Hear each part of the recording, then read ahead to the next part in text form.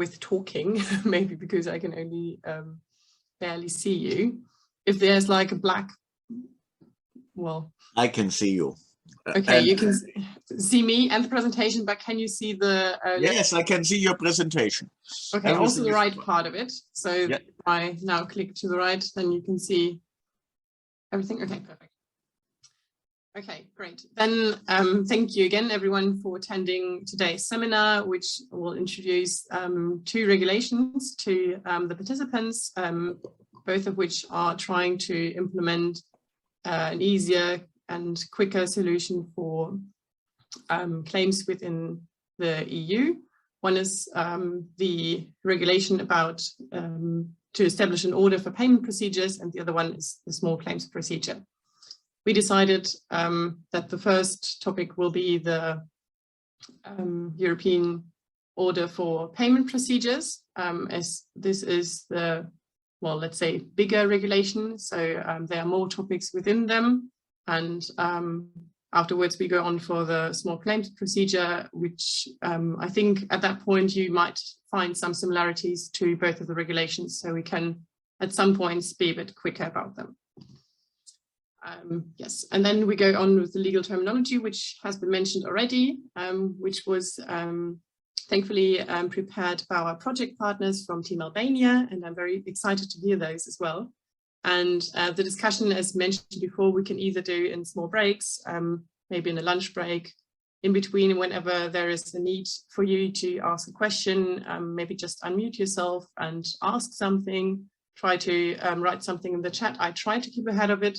But as you know, I'm sharing my screen. I don't have a double screen here, so I can only barely see if there's something mentioned in the chat. So if I don't react immediately, some of you who can unmute themselves, maybe just let me know that there has been a question. Okay. So talking about the European Order for Payment Procedure, there will be some general aspects of the regulation, as you might see in this agenda. The regulation are quite structured. So the general aspects are in the first part of the regulation, Article 1 to 6, roughly, and then the next part is about the application of the order for payment in Article 7, 8, and 9. Then the acts of the court, also 8, which is a bit of a mixture, and goes on until Article 15. And then after that, in Article 16 and 17, we will talk about the opposition against the European Order for Payment. We will also talk about the enforceability, which is quite a big part of this regulation, or it was the main idea of this regulation, to make it enforceable easier, and then quickly mention other aspects which are part of the regulation. For example, the legal representation and the court fees, which might not be too important for you as international, so to say, but we included them when we prepared the presentation for our German practitioners, and I have just left them in the presentation in order some of you might find it interesting to know more about it from the German perspective. Okay, the case studies. Now you need to let me know if you can read everything which is on the screen. Professor Wolf, can you read? Yes, yes, we can. All good. Yeah. Wonderful. Everything is fine. I still don't trust this. So the case studies I've implemented are part of the project. So I haven't written them all on my own. They are prepared by the project partners and have been distributed among all of us. I have most of them shortened, and I have also amended them a bit to fit into our presentation today. If you have ongoing questions about them, you can let us know. I think Niels will present some of them. So yeah, if you again have any questions ongoing or after the seminar, you can write us an email. I will provide you with the contact email address in the end. Okay, general aspects of the regulation, as said before, are mentioned in the first article of the regulation. So the European Order on Payment Procedures, I will try to now talk only about the EOPP when mentioning it. It's an abbreviation I just got used to during the process of this project, and EOPP stands for European Order on Payment Procedures. The subject matter is set in Article 1, as I said before, and also the main objectives are mentioned in this article. Paragraph 1a says the purpose is to simplify, speed up and reduce the costs of litigation in cross-border cases concerning uncontested pecuniary claims by creating a European order for payment procedure. And in 1b, it says to permit the free circulation of European orders for payment throughout the member states by laying down minimum standards, compliance, and other aspects, which also include the recognition and enforcement. Again, the objective is to recover claims that the debtor is unlikely to dispute in a simple, quick, and inexpensive manner. So the regulation governs the recognition and enforcement of European orders for payment in another member state. It is not the same as the recognition and enforcement of orders for payment issued in the national order for payment procedure. I don't know about the Albanian law system, but in Germany we have a national order for payment, and this is another instrument which can be used to ascertain a claim. Did you want to add something, Professor Wolf? Only some frustrating sentence. Frankly speaking, our project is very important because we receive some nice funding and university like. If you be able to create fundings from third parties or the European Commission or something else. But in practice, and that's the reason why the European Union granted us with this project, it is not very popular to use both the EOP and the small claim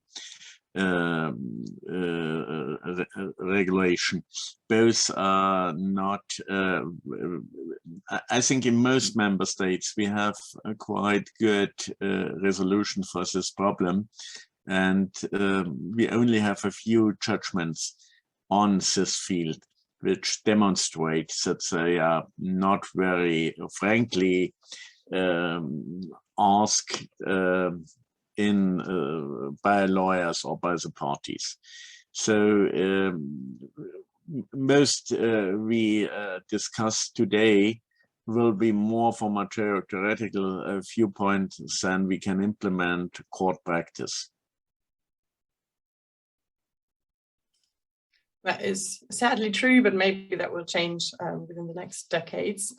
Maybe there might be a better outlook for the use of this also due to the ongoing pandemic. And yes, to come back to the subject matter, the EOPP is a one-step procedure. This means that the only legal remedy against it is the opposition, which we will talk about later. Now I can't click forward.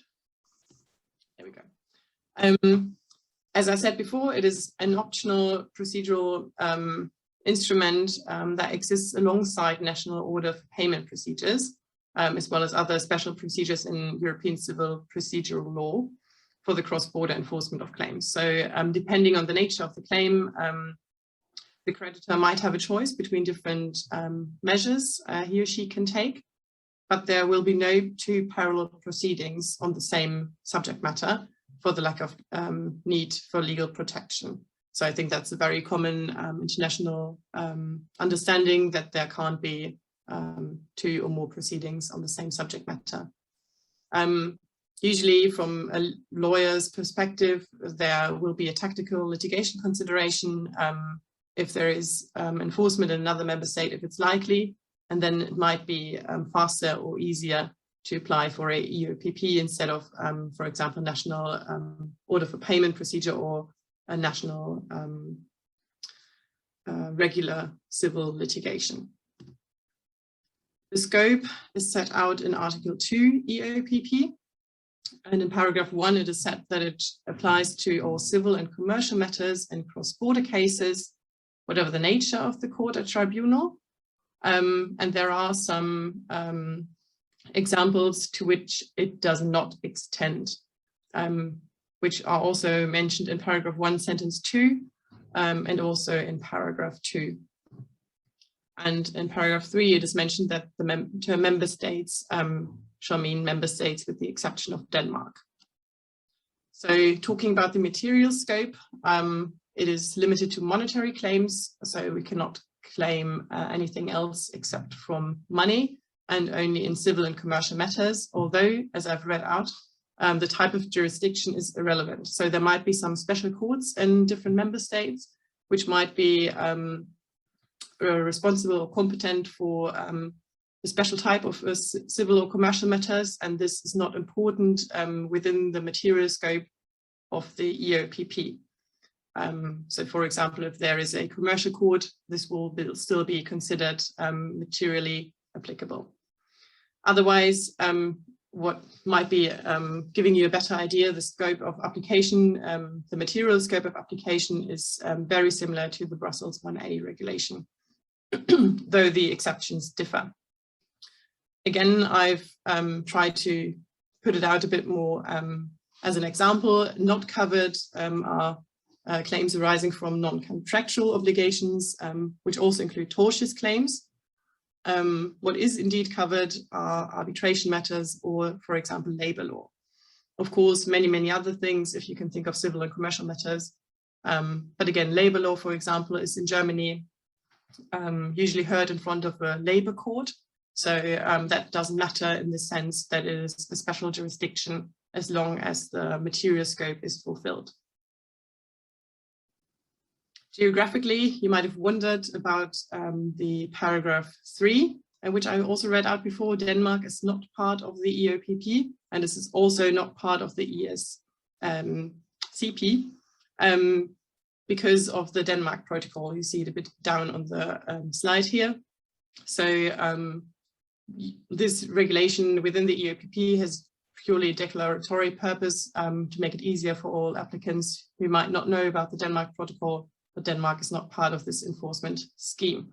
So neither titles issued in, for example, Germany are enforceable in Denmark under this regulation. Neither can someone claim a EOPP within Denmark. And generally, the cases must be cross-border cases. I think by now it is kind of very self-explanatory. UK and Northern Ireland, the EOPP was applicable until their withdrawal and the transitional period, which has now stopped. So now there will be no further EOPP unless there might be another legislatory change. The definition of cross-border cases is nicely set out in Article 3. And in paragraph 1, it says that a cross-border case is one in which at least one of the parties is domiciled or habitually resident in a member state other than the member state of the court seized. The parties which are mentioned here in this paragraph are claimant and defendant, so it's usually a two-party procedure, and the residence is determined according to Articles 62 and 63, Brussels 1A.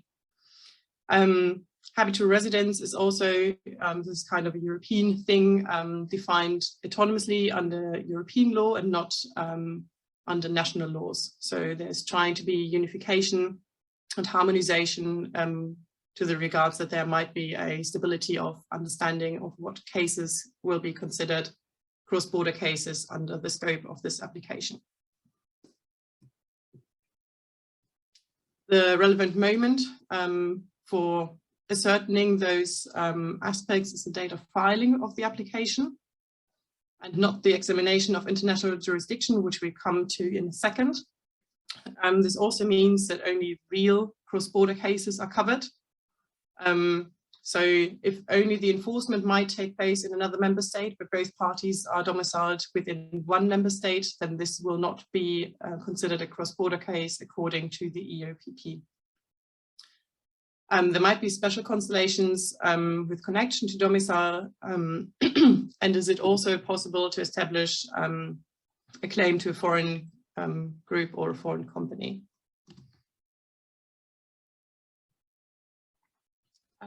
The Article 4 explains again what the European Order for Payment procedure actually is. And it shall be established for the collection of pecuniary claims for a specific amount that have fallen due at the time when the application for a European Order for Payment is submitted. So it is kind of a definition and supplementary determination of the material scope. And it also restricts the scope of applications to quantified pecuniary claims that are due.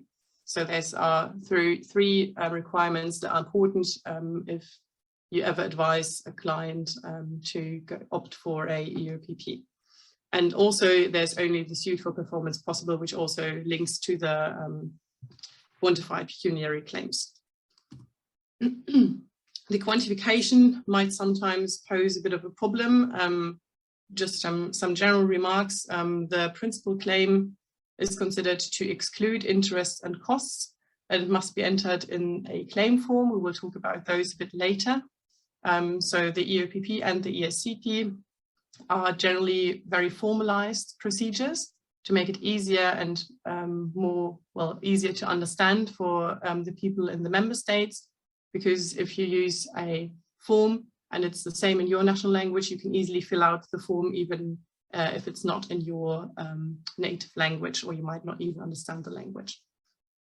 So the value of the principal claim must be entered, otherwise there will be very obviously no quantification of the claim.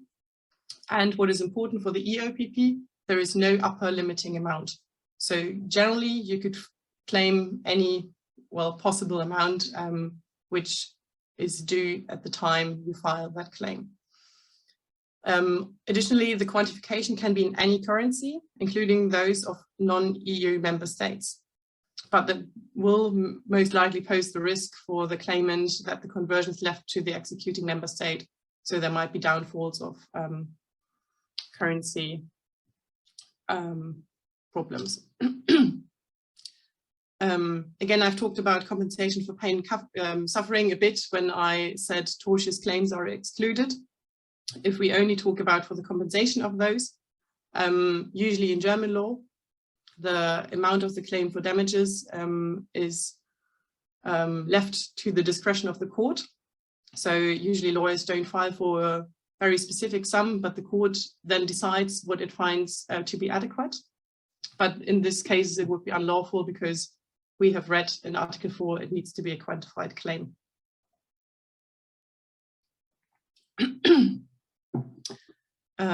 Yes, and the legal consequence is very easy. In the absence of a quantification, the application is going to be rejected as unfounded. Maturity, I've also mentioned this while reading it out. The claim has to be due, and the relevant time to find out if the claim is due is the filing of the application. This also means that even if the claim will become due by the time of the court's decision, the EOPP will still be considered prematurely and will be dismissed. This also means that a simultaneous performance, for which one of the considerations has not been done yet, will also not be considered due. And again, this will lead to a rejection of the claim.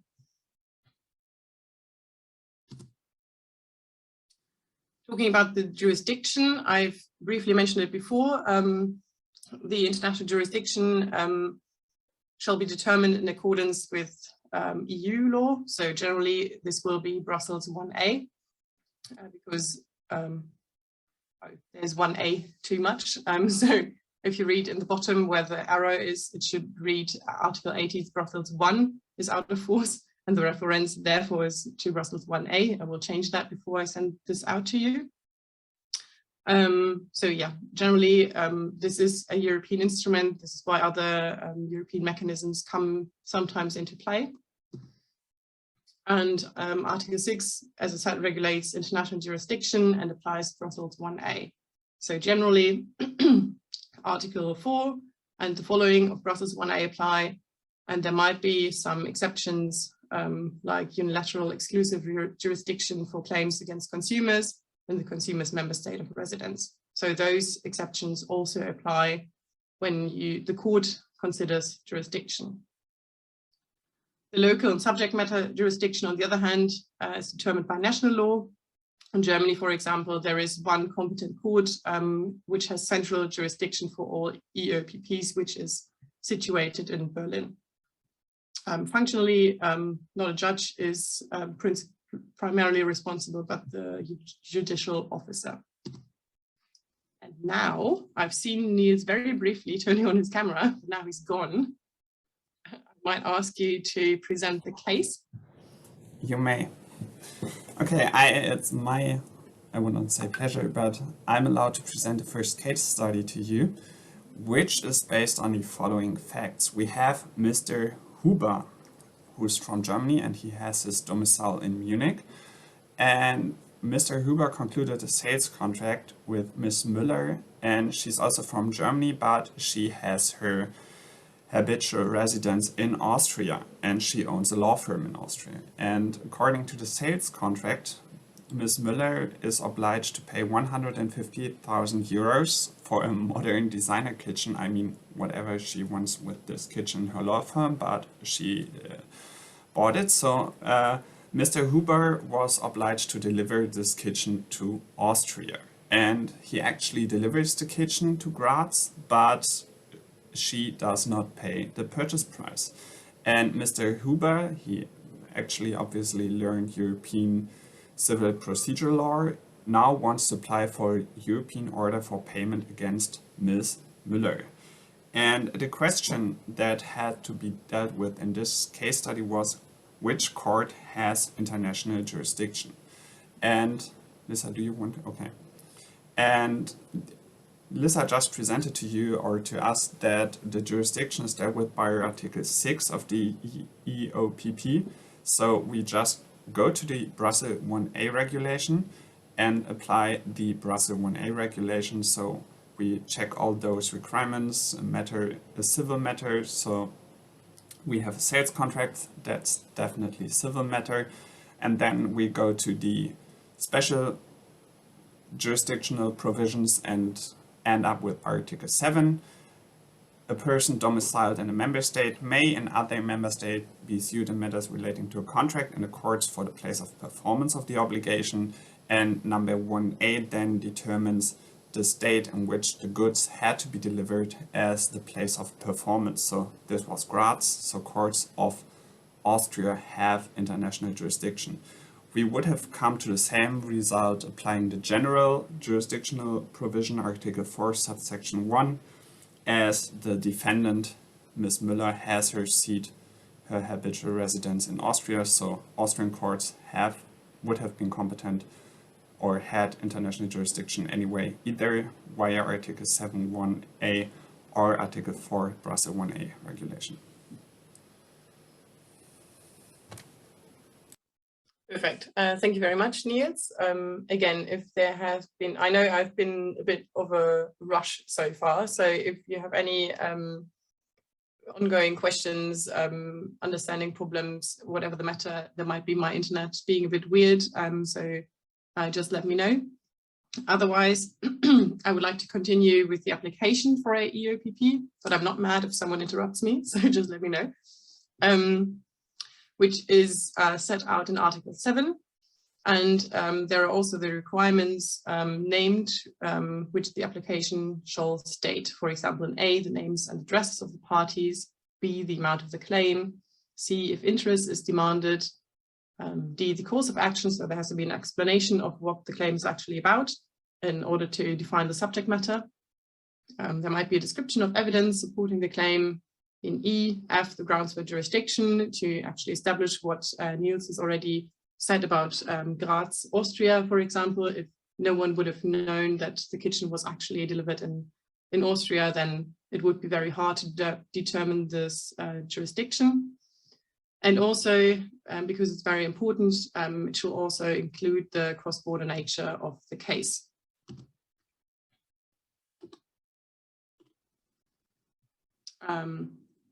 There are several other provisions within the Article 3, so that for example, in paragraph 3, the claimant shall declare that the information provided is true to his best knowledge, so there shouldn't be any lies on the claimant side. I think it's also to speed up the process if there's not the necessity of the court to determine if this is completely unfounded or not. And yes, other explanations about the submission of the claim, for example, in paragraph 5, that it shall be submitted in paper form or by any other means of communication, including electronic, which is even more important, I think, nowadays.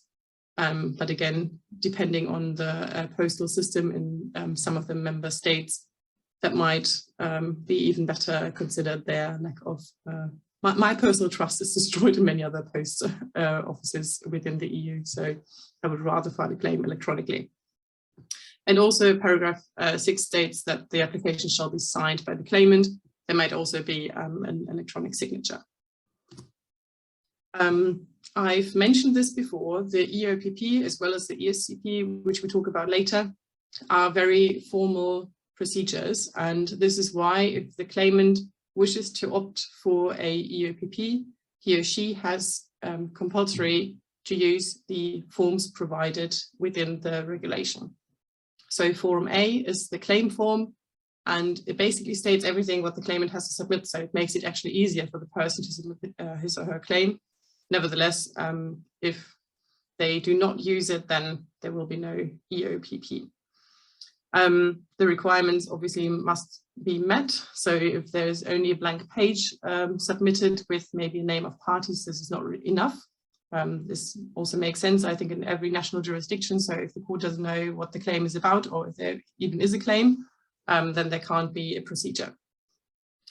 The use of forms also has the intent to allow automatic processing of the procedure to, again, speed up the process and to simplify it, lighten the workload for all persons involved.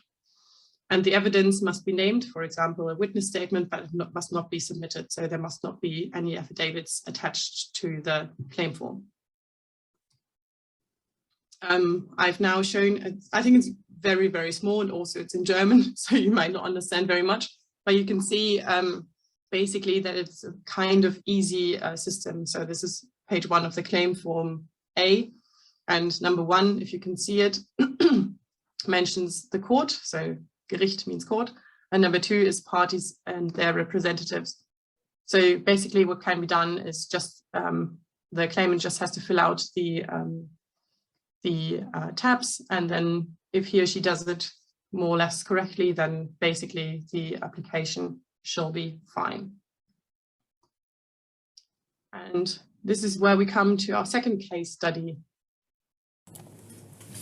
Okay, and once again, we're dealing with a sales agreement, but this time Maria is Spanish national, domiciled in Zamora, and I have to admit, I have no clue where that actually is.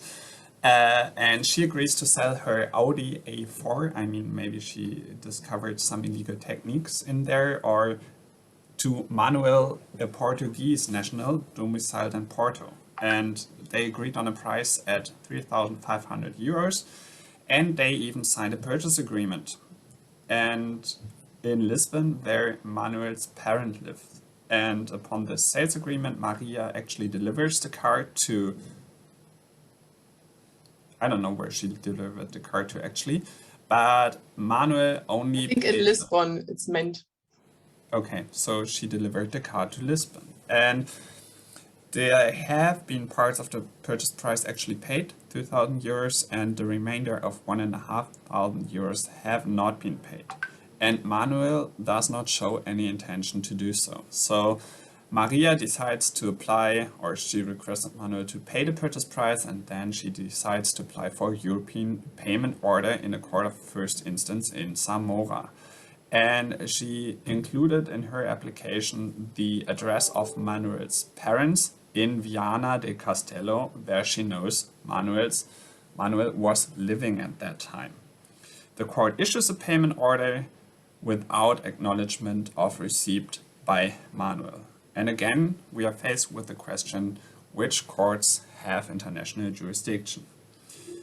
And we are confronted with a case now. We have a sales agreement, but those are two individuals. So we have to check whether it's a consumer contract in the first instance, because for those contracts, Article 6, subsection 2 of the EOPP, and it's not a forum selection clause, Lisa, we have to change that as well. It's unilateral exclusive jurisdictional clause and not a forum selection clause, protects consumer defendants. So even if we have a consumer contract, but a consumer applies for the order against the, what's the word for Unternehmer, Lisa? Sorry, I was muted. I think I have it in the next thing. So I was going with merchant because she's an Okay. Okay, so if the consumer applies for the order against the merchant, we go back to Article 6, subsection 1, so the Brussels 1A regulation again, and normally check the international jurisdiction.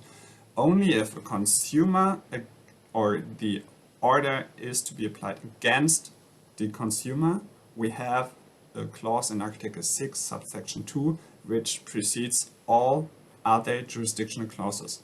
So we won't even go to Article 6, subsection 1, to the Brussels 1A regulation. We can't apply forum selection clauses. We can't apply the different exclusive jurisdictional provisions from the Brussels 1A regulation. Article 6, subsection 2, exclusively regulates the jurisdiction for European orders of payment against consumers. However, Maria is a private individual, but not a merchant. So we have a contract between two consumers, and so Article 6, subsection 2 does not apply. So we go to Article 6, subsection 1 again, and then we end up with Article 7, subsection 1, number A of the Brussels 1A regulation and not the EOPP in civil and commercial matters. And so we have again local jurisdiction with the courts at the place of delivery, and the place of delivery was Lisbon, so the courts in Lisbon have the jurisdiction to decide the matter. Perfect, thank you. Again, I will try to give everyone the 3 seconds to process the case, and if there again are any questions, please let us know. I think it's of no value if you feel the need to talk about something, because talking about the regulation even more, it will only get probably more complicated and more crowded within your heads. So if you want to make something clear in the beginning, just let us know. Article 8 is about the examination of the application. So the court, which is seized with the EOPP, shall examine the requirements of which we talked about. So they are set out in Articles 2, 3, 4, 6, and 7. And if they're met, and if they appear to be founded. And this also may take form in an automated procedure. This is also why the use of claim forms might be important to some countries which do that in an automated procedure.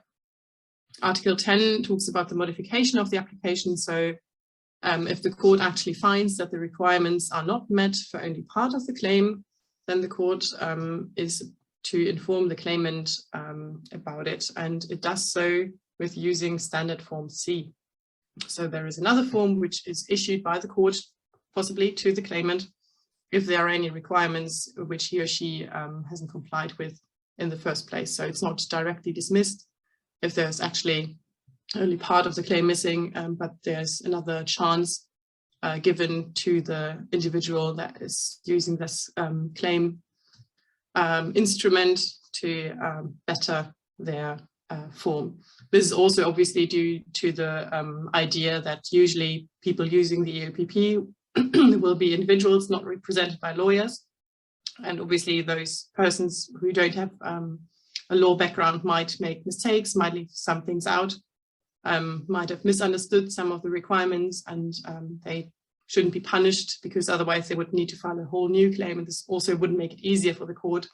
So yeah, it's basically a strategic thought of the regulation to use this mechanism to smooth the process out. If the claimant, though, does not reply within the set time limit, then the court has no other means apart from rejecting the application. I don't know why Oh, wait, time when I click, it doesn't work. Okay.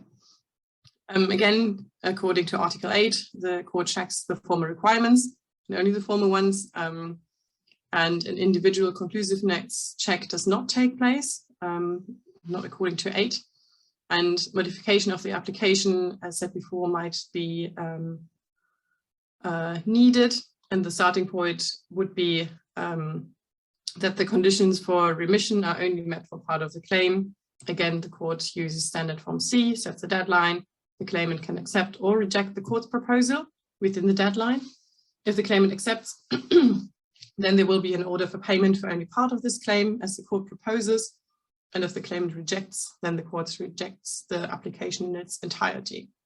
So it is a choice by the claimant, but it's not like a big choice he or she has.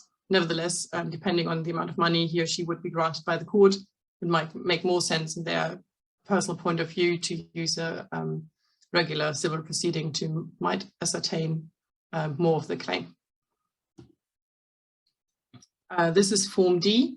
This is the rejection form of the application, again in German.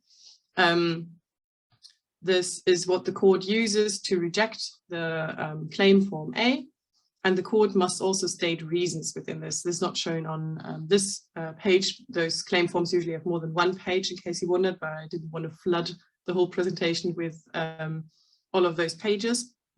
And also the decision by the court of the rejection is final, but it has no legal effect. That means that the claimant is free to use any other national or international mechanisms to ascertain his or her claims.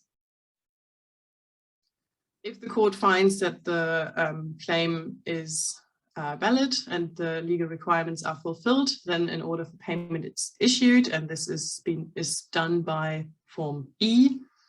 And this form contains all the information on the court, parties, and the claim again, and is issued in the official language of the member state of origin, so where the court is seized.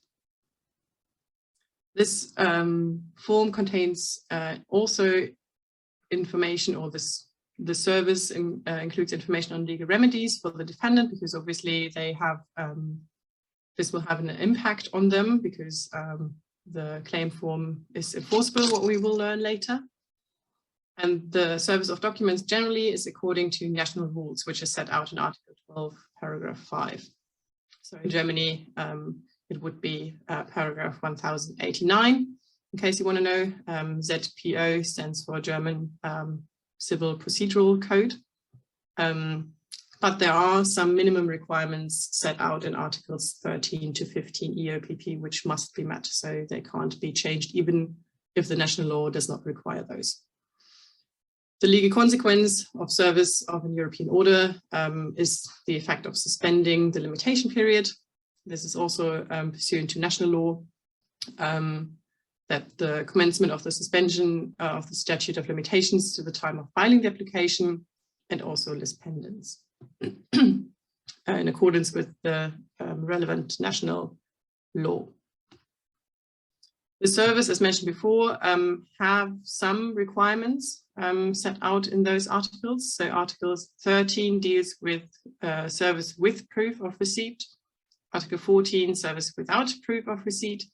And Article 15 is the service under representative, which usually means another person than the defendant.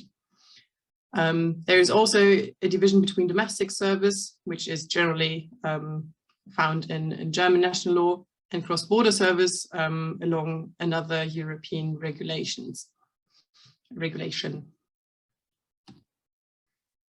So the court need to serve the order for payment, the copy of the claim form, so Form A, and copy of Form F, which would be the opposition form for the defendant. And all of those documents go to the defendant, so he or she can decide what to do about this issued order for payment. The forms of service, as we've seen before, might be in person, by post, or electronically, depending also on national laws, while keeping in mind the special requirements set out in the regulation. Nevertheless, if there are deficiencies in service under national law, so for example, if Germany would have a regulation that service on a Sunday is not effective, and the documents are served on a Sunday, then this may affect the effectiveness of the order for payment in general. This would be a very specific rule, and I'm very sure we don't have it. But just to give you an idea that national rules are still important. So not only the minimum standards have to be met, but also the requirements of national law have to be met. Otherwise, the defendant would be less protected than in national proceedings. And this is not the idea of the European mechanism here. Ineffective service, as a consequence, does not trigger the time limit for opposition. So the defendant, obviously, if he or she does not get the documents in a effective matter, then he or she cannot validly oppose in the time limit, which is set, of which they probably don't even have an idea.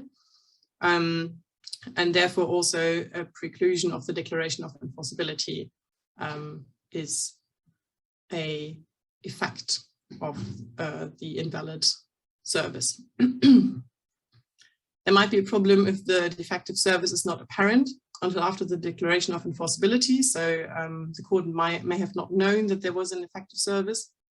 The question is, could there be an appeal against the declaration of enforceability? And the EOPP does not contain such a provision. But according to Article 26 of the EOPP, this might be determined according to national rules. And in German national law, there is a legal remedy in case of non-delivery or improper service. So both of them, even for the improper service of the European order for payment. So if this would be the case that the defendant is not served properly, but the court doesn't know when it declares the European order for payment enforceable, then still the defendant can do something. Otherwise, they would be left without any legal remedies. And here we come to another case study. And this time we have A from Italy, who applies in front of an Italian court for an EOP, European Order for Payment, against B from France. And the court grants the order and uses form E for doing so. And in Italy, it's regulated that it's the responsibility of the requesting party, so this is A in our case, to serve judicial documents on the other party. So in consequence, A serves the form A and E to B in France. And the requesting party, so again A, serves the European Order for Payment on B. And now we have different scenarios. And in scenario 1, B is an individual. And A serves the document personally, in person, on B's partner at the place where B resides. So basically he rang the doorbell and it was not B opening the door, but it was his or her partner. And now the question is, was the service effective under the EOPP? And the simple answer is yes. But there is an addition, provided that the requirements of Article 14 subsection 3 of the EOPP are met. In order for you not to open Article 14 subsection 3 now, that means that the document which serves as proof of the serving of the documents has to be signed by the other party or the representative. It has to display the method of service, the date of service, and display an acknowledgement of receipt. So I'm not sure whether there is actually a form for this document, but if those requirements are effectively shown by the document which has been signed by the partner of B, this service would have been effective. In the second scenario, B is not an individual anymore, but a legal entity. And the documents are sent by standard mail, so not an electronic mail, but the good old-fashioned standard mail, to B's address at its official company seat. And again, the question is whether this service has been effective. And the simple answer in this case is no. And we have to take a look at Article 14 subsection 1 letter E for determining these answers. And if there are no documents proving the service, like the documents we just talked about, the document with the service, the date, the method, and an acknowledgement of receipt, such documents or the order can only be served individually to a legal entity within the state in which the order has been granted. So in our case, only in Italy it would have been possible to take the order, go to the seat of the company, and deliver it in person to the company. We have a third scenario prepared, and in this case, B is a legal entity again. And in this case, the documents are served in person to B's CEO. However, the CEO refuses to accept the documents. And again, our question was whether this service would have been effective. And once again, and one last time, the answer is no. And to determine these answers, we have to take a look at the recitals for the EOPP. Like in all other European legal documents, the recitals in somehow work as a commentary for the legal document itself. We can have a look at the recitals in order to determine what the actual provisions want to say or do not want to say. And in this case, number 21 determines that personal service only fulfills the requirements if those persons actually accept or receive the European order for payment. So in the case to the contrary, where the person receiving the documents or the order for payment refuses to accept the delivery, there is no effective service. Perfect. Thank you very much. As you see, the next topic would be about the opposition. And as this is kind of a big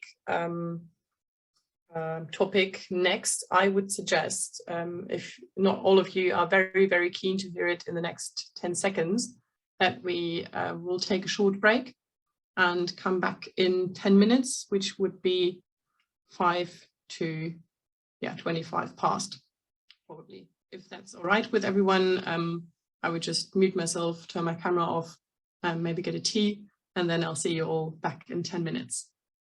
If there is any questions in the meantime, type it in the chat or let me know after the break, because I will not hear them in the meantime, but I will be glad to answer them afterwards.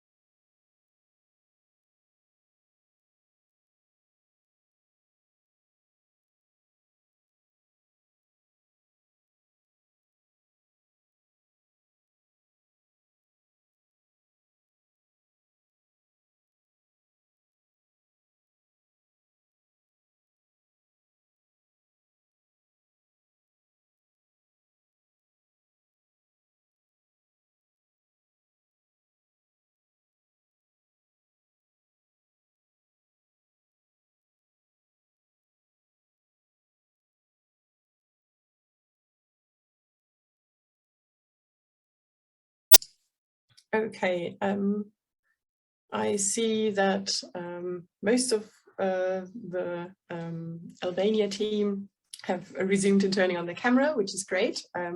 So I think we all used our break very effectively, I hope, at least to stretch out a bit. I know sitting in front of a computer all day is, for me at least, very tiring for my muscles as well as for my eyes. Yeah, I try to make it as fun as possible, but yeah, I can't promise that it's going to be too much of a novelty for everyone. And as I said, we're now diving into the opposition part of the EOPP, which is also included in Form F. And within the opposition form, the defendant may lodge a statement of opposition using the Form F. And this should be sent to him. We talked about this together with the European Order for Payment. So if there was an issuance of the European Order for Payment, afterwards the defendant can oppose to that. The statement of opposition shall be sent within 30 days of service of the order on the defendant. So again, those very strict time limits are in order to make the process faster, to grant the money for undisputed claims faster and easier for the claimant, so they don't have to wait a long court proceeding, especially not an international enforcement procedure. Again, paragraph 4, the statement may be submitted in paper form or in other means of communication, depending on the availability in the national court, and also should be signed by the defendant or its representative. Again, I have to click once more the PowerPoint. There we go. As said before, and then the debtor may, so the defendant may file within 30 days with the court of origin by using Form F. As the defendant, though, did not choose the proceeding of the EOPP, it is not mandatory for the defendant to use the Form F. So this is one exception of the very strict formal requirements usually the EOPP requires. This is just to grant the defendant more freedom in order to defend him or herself, because, as I said, they didn't choose this form of litigation and they shouldn't be punished, so to say, if they don't use that form, which they might not even know how to fill out. Although, from my personal perspective, it's easier than writing another statement. Nevertheless, it will still not be dismissed if it's not by Form F. The date of dispatch is the day which determines if it's within the time limit, and if the time limit is missed without fault, then there might be a longer deadline to send this in. There are no further regular legal remedies apart from this opposition, which connects back to what I said in the beginning. The European Order for Payment procedure is a single stage procedure. So there is the European Order for Payment, there might be an opposition, but that's basically it. In Germany, regularly, there is a two-stage procedure. First, there is an opposition, then objection, depending on the terms you want to use. There might be Berufung or Revision. If some of you might have some contacts with German law, you might have heard of it. If not, then not. And here we dive into our next case study. If Niels also came back from the break, I think I haven't seen him. He has. For sure I did.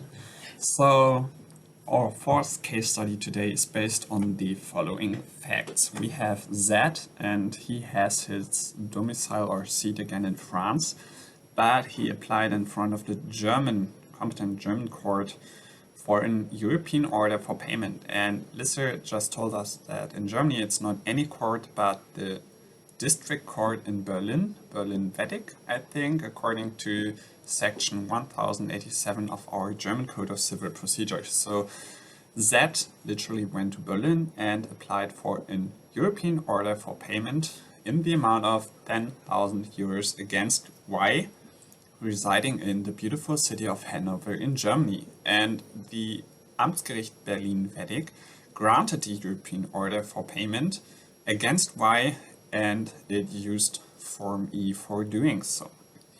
And the court served Y the forms A and E and the order for payment together with Form F. This is the form which Y could use to lodge its opposition against the European order for payment. And we have one scenario for this case, and the question in the end is whether Y has lodged an effective opposition against the European order for payment. And Y rejected the European order for payment without using Form F, but he wrote an informal letter and addressed it to the Amtsgericht Berlin-Weddig, so the German competent court for the European order for payment. And the simple answer to this question is yes. Provided that, and now we go back to our commentary within the legal document, the recitals, recital number 23, the defendant may use any other form than Form F for the opposition or lodging an opposition against the European order of payment, provided that this opposition is specific enough. So in general, it's possible to use an informal letter if it contains all relevant information.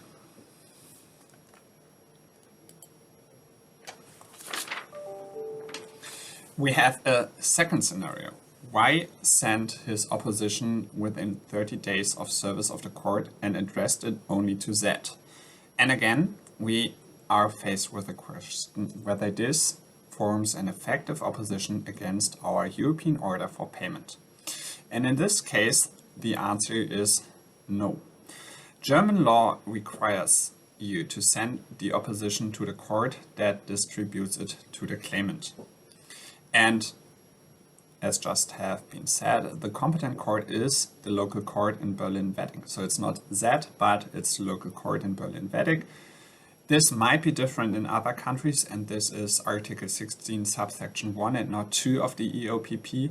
If other member states have not designated a court competent for the European order for payment, the addressee of the opposition to the European order for payment has to be determined in accordance with the national law and has not to be the same as the court that issued the European order for payment. This is something that comes from section 1087 of the German Code of Civil Procedure.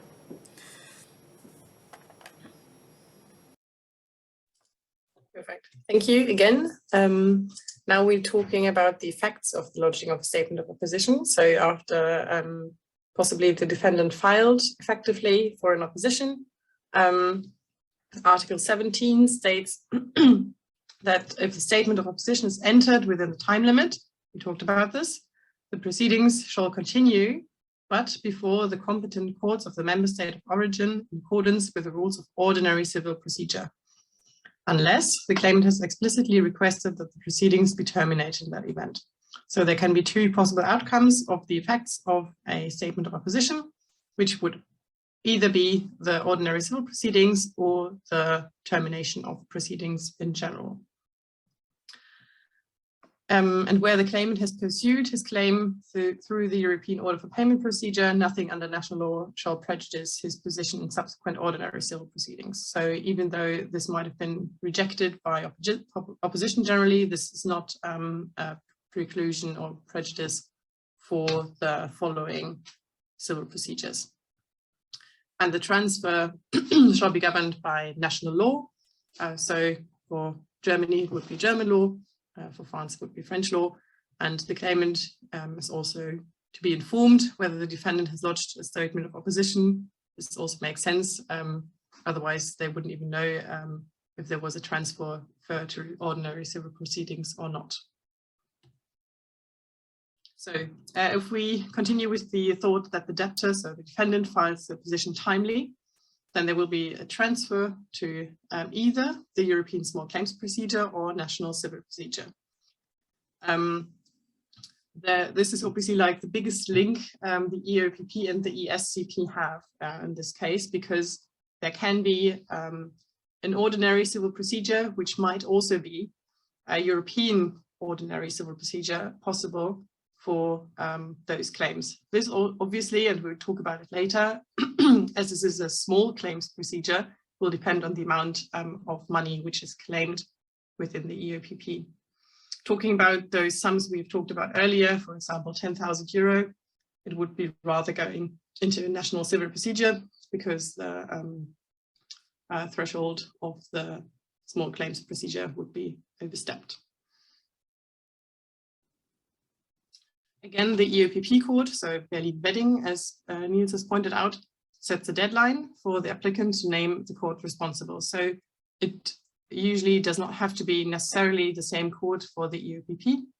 And then the EOPP court in Germany, the Amtsgericht Berlin Wedding, will remit the case to the court in dispute.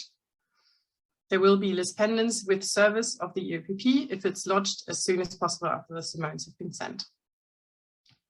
And objections give rise to full procedural fee for defendants legal representatives. This might be very important for some of the lawyers attending today, because yeah, there can be a reimbursement of fees, even for the first stage of those proceedings. There can be, on the other hand, also a termination of the proceedings after timely filing an opposition, but only if the claimant expressly requested this. So if there was no request at all on the side of the claimant, there will not be a termination, but there will be an ongoing civil procedure according to national law. But if the claimant fails to designate a court, oh no, they are screwing somewhere on top of my room. I hope you don't hear it as badly as I do. So if the claimant fails to designate the court in dispute, the court issuing the order for payment in due time, there will not be a final decision of the claim issued in this case, so that the claimant can assert the claim again.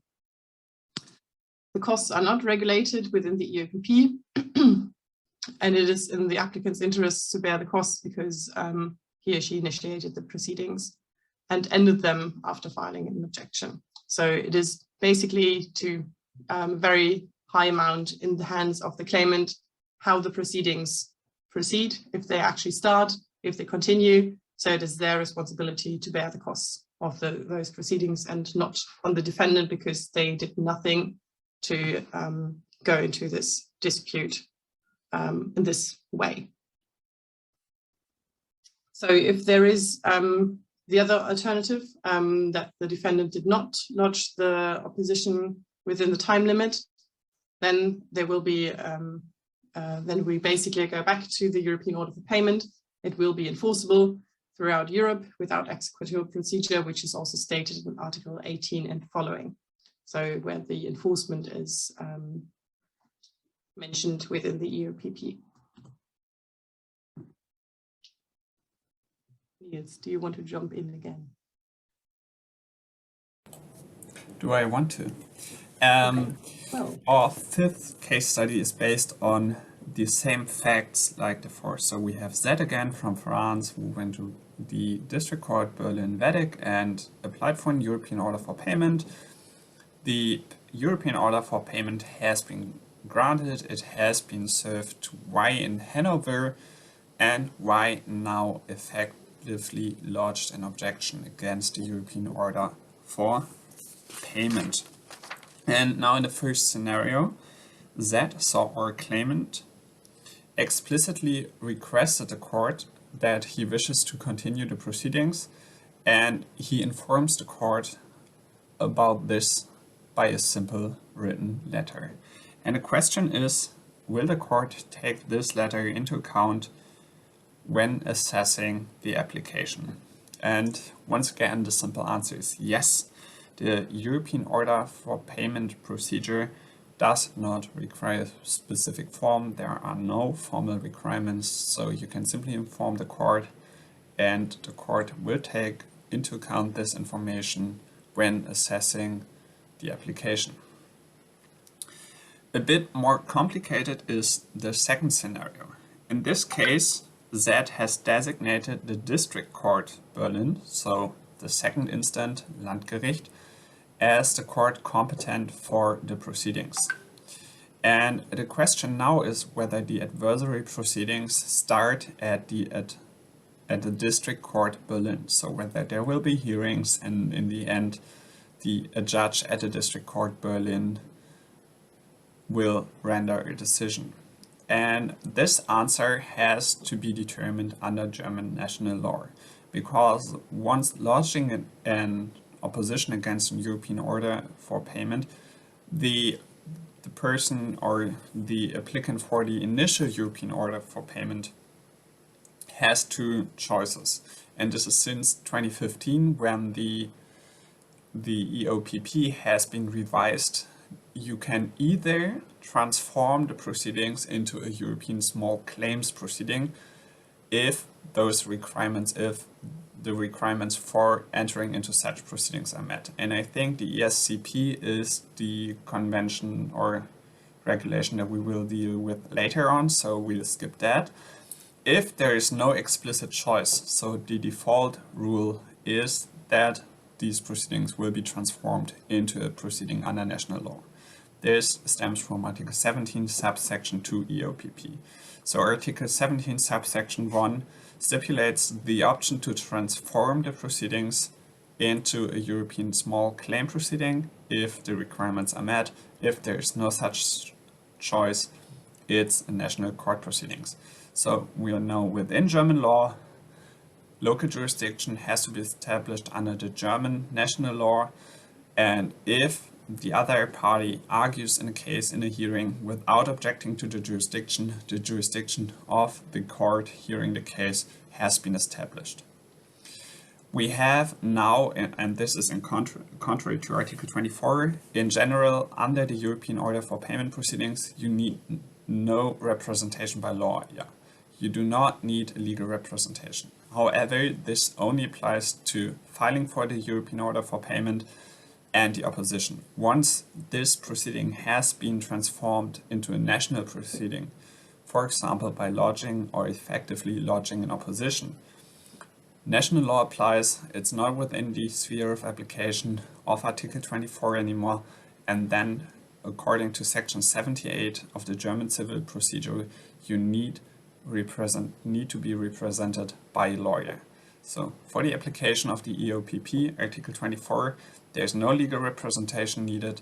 That's why the German legislator decided to make the district court in Berlin the competent court for such applications. You need not to be represented by a lawyer in front of district courts in Germany, but once local courts, but once the proceedings move to the second instance, to the district courts, you need to be represented by a lawyer. So once you effectively lodged an opposition, you need a German lawyer or a lawyer who's qualified to practice law in Germany under European provisions to represent you in front of German courts.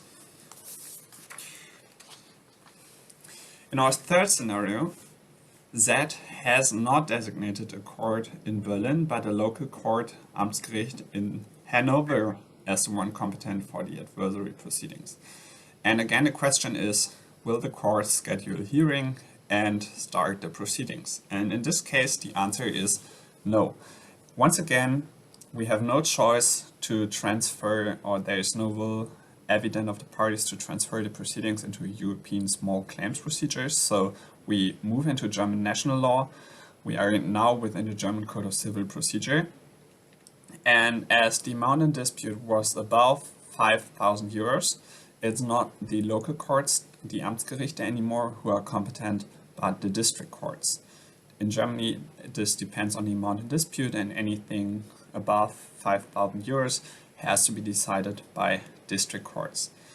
And as we are now dealing with a question not whether courts in place A or B, so Berlin or Hanover, but whether courts of the first or second instance are competent, you cannot establish the jurisdiction of the court by just or simply arguing the case in front of the judge. So as soon as the substantive jurisdiction is touched upon, it has to be the right court, so the court of the correct instance to hear the case. So according to German national law, the Amtsgericht Hannover, the local court, will submit the case to the district court, and then Y and Z need to be represented by lawyer according to section 78 of the German Code of Civil Procedure once again, and the Landgericht Hannover district court will hear the case.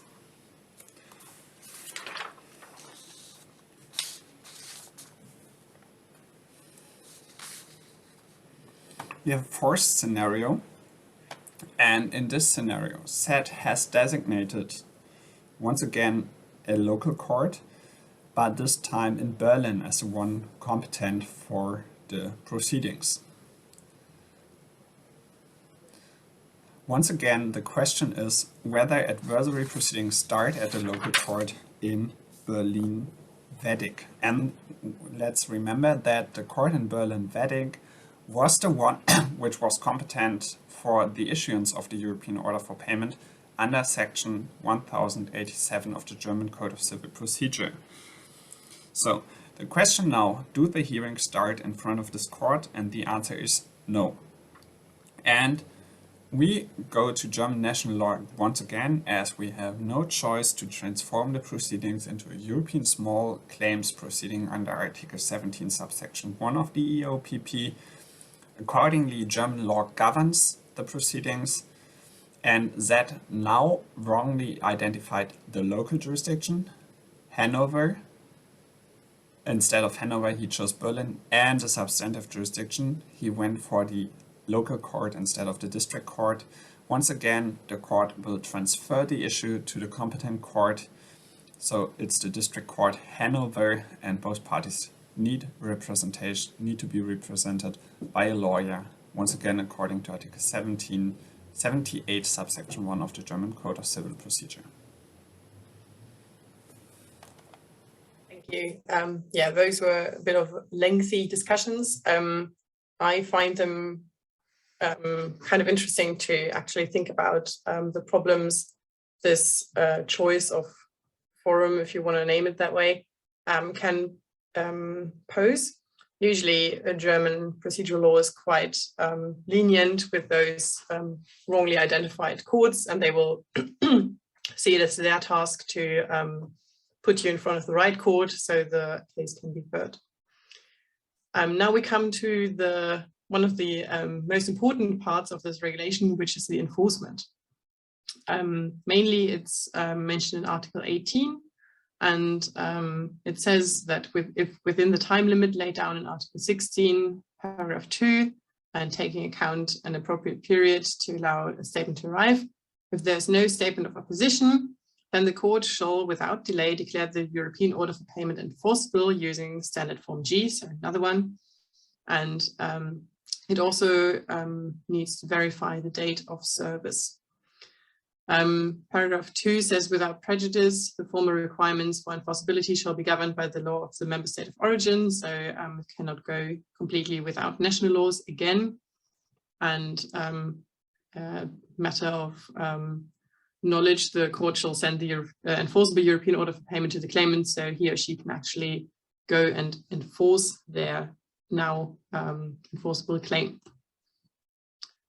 This sounds easy enough. Sometimes it poses some problems, sadly, but usually there is or would be enforceability insofar as the debtor, so the defendant, fails to lodge an objection in due time, which we just talked about.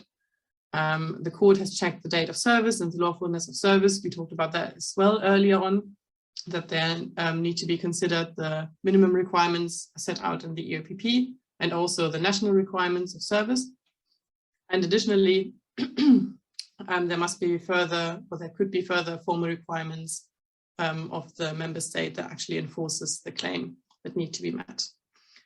So in Germany, the declaration of enforceability for an order for payment is not very relevant. The European Order for Payment is basically seen as an enforceable copy as its own. There are some national provisions, again, in the German Civil Procedural Code that basically, sorry, apply to the declarations of enforceability for and against legal successors of the defendant. And after there has been a declaration of enforceability, it makes sense that the European Order for Payment is enforceable throughout the EU, depending on where the claimant feels the need to enforce it. Again, the European Order for Payment is recognized in all member states. We know not in Denmark, but for the sake of making it a bit easier, I just wrote down member states. And it has legal force, and the extent of which is, again, to be determined by national procedural law. I noted down the material requirements. Formally, there is no legal ordinary remedy in German national law. And again, the declaration of enforceability is final. Article 19 states what has been the idea of those general EU mechanisms, that there is no exequatur procedure needed in order to enforce a European Order for Payment. And again, it is recognized in all member states except Denmark, and its recognition is also not contestable.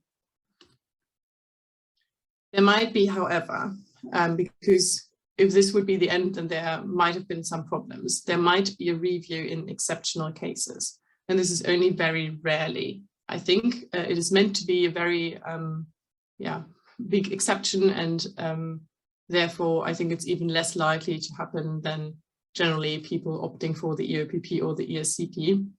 After expiry of the opposition period, there is the mechanism of review remedy, which is there to protect the defendant from serious violations of fundamental procedural rights. So you see the threshold is rather high. There might be examples of untimely service. So basically the defendant couldn't have lodged his opposition, or the existence of special circumstances, force majeure, basically very much international principles as well, which play a role here. There might then be a transfer to regular civil proceedings after a timely objection, which obviously do not take place then.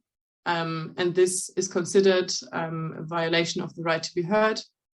And those are also not cured. And this will then lead to the nullity of the European Order for Payment and to the termination of proceedings. Article 21 also deals with enforcement. Again, the enforcement, according to paragraph 1, shall be governed by the law of the member state of enforcement, so it's national laws applicable, and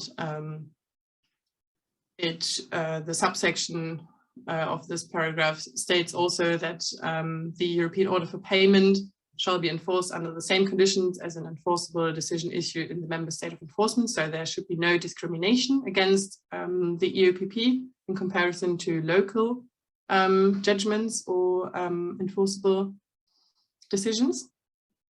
And the claimant shall provide the enforcement authority with the copy of the European Order for Payment, so they actually know what they have to enforce, and maybe when necessary also a translation. Paragraph 3 is of importance for the claimant as well, so there's no security, bond or deposit required if the claimant requests an enforcement. Yeah, I try to break it down a bit more for you because those articles tend to be a bit long and overwhelming. So yes, enforcement procedures governed by national law unless the articles 21 to 23 EOPP provide specific rules, which are mainly not the case, but there are some examples. For example, that there needs to be no discrimination of those EOPPs. And again said, in Germany, there's no need for an enforcement clause, and the applicant has to submit the copy to the competent authority and maybe a translation. So if the European Order for Payment was issued in Spain and the claimant now needs to enforce it in Germany, for example, then a German competent judicial officer might not be understanding of what the form might state, so there might be a translation. And again, very important, no security or deposit can be required. There might be Article 22, a refusal of enforcement by the defendant. And this is also only possible if there was an earlier decision or order in the same course of action between the same parties, and the earlier decision fulfills the necessary conditions for enforcement, and the irreconcilability could not have been raised earlier. Give me 1 second.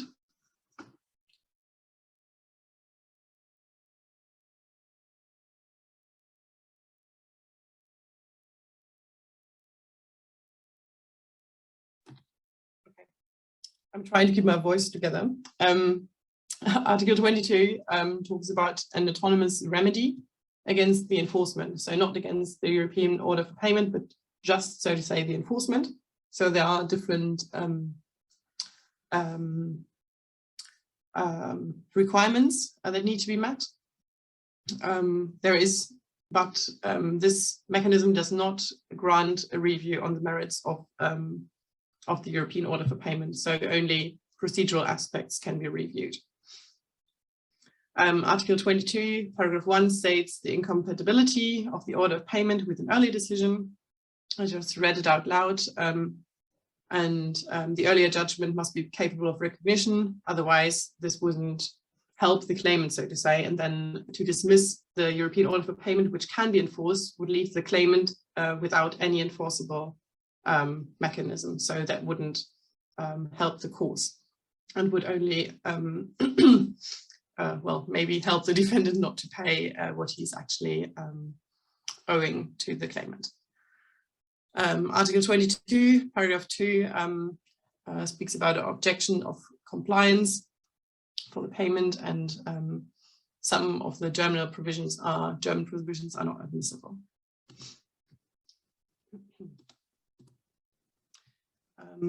I try to structure those conditions for the refusal of enforcement. So we have the same subject matter of the dispute and same persons, same parties.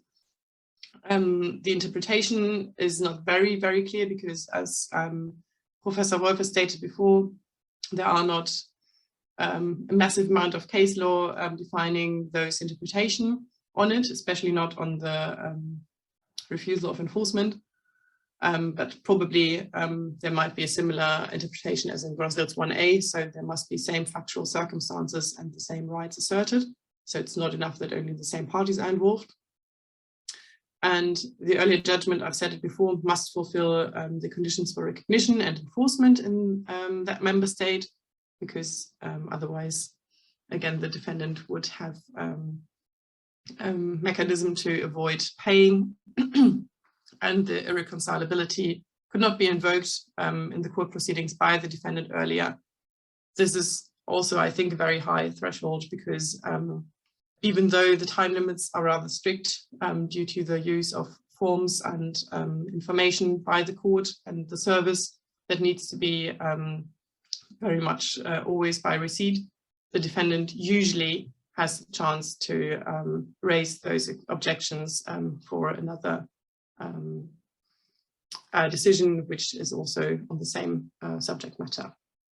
But again, this is of course due to the case. And only if all three of those requirements are met, there is a condition, the conditions are met for the refusal of enforcement under Article 22.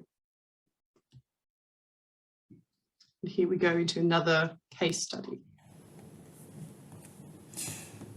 It's with us academics that find it funny to give the persons acting in such case studies funny names. So in this case, we have Mr. Grönlund, and he's from Sweden, so a Swedish national, and he lives in Stockholm. He's a legal consultant with his own firm, and the firm also is named Mr. or after his own name, Grönlund. And he orders some exclusive office furniture for his firm from a German manufacturer, Schmittel, from Düsseldorf in North Rhine-Westphalia. And the purchase price is or amounts to 24,000 euros, and it has to be paid after the delivery had took place. The furniture is duly delivered. However, Mr. Grönlund forgets about a German invoice, which means he does not pay the purchase price. And after 2 months, the German company submits an application for an European order for payment. And let's not say with the court in Düsseldorf, but let's rather say with the district local court in Berlin-Wedding and not in Düsseldorf, as we just have learned that in Germany, exclusive jurisdiction for such orders lies with the local court in Berlin. And the court finally issues the European order for payment. Now, courts might take their while to work. And at a time when the European order for payment was served to Grönlund, the invoice has already been paid. And now the question is, shall the European order for payment still be enforced in Sweden against Grönlund? And now we have the problem that basically those orders are enforceable automatically once they have been served or issued. And there are some exceptions to this general rule, however, and we can find these exceptions within Article 22 of the EOPP. And Article 22 subsection 2 EOPP deals with the fact that the issue or invoice could have been paid, or money could have been paid prior to the European order for payment being served. Accordingly, when the defendant applied in front of the competent court to reject the or refuse the enforcement of the European order, if he had paid or it had paid the purchase price, the enforcement is to be rejected.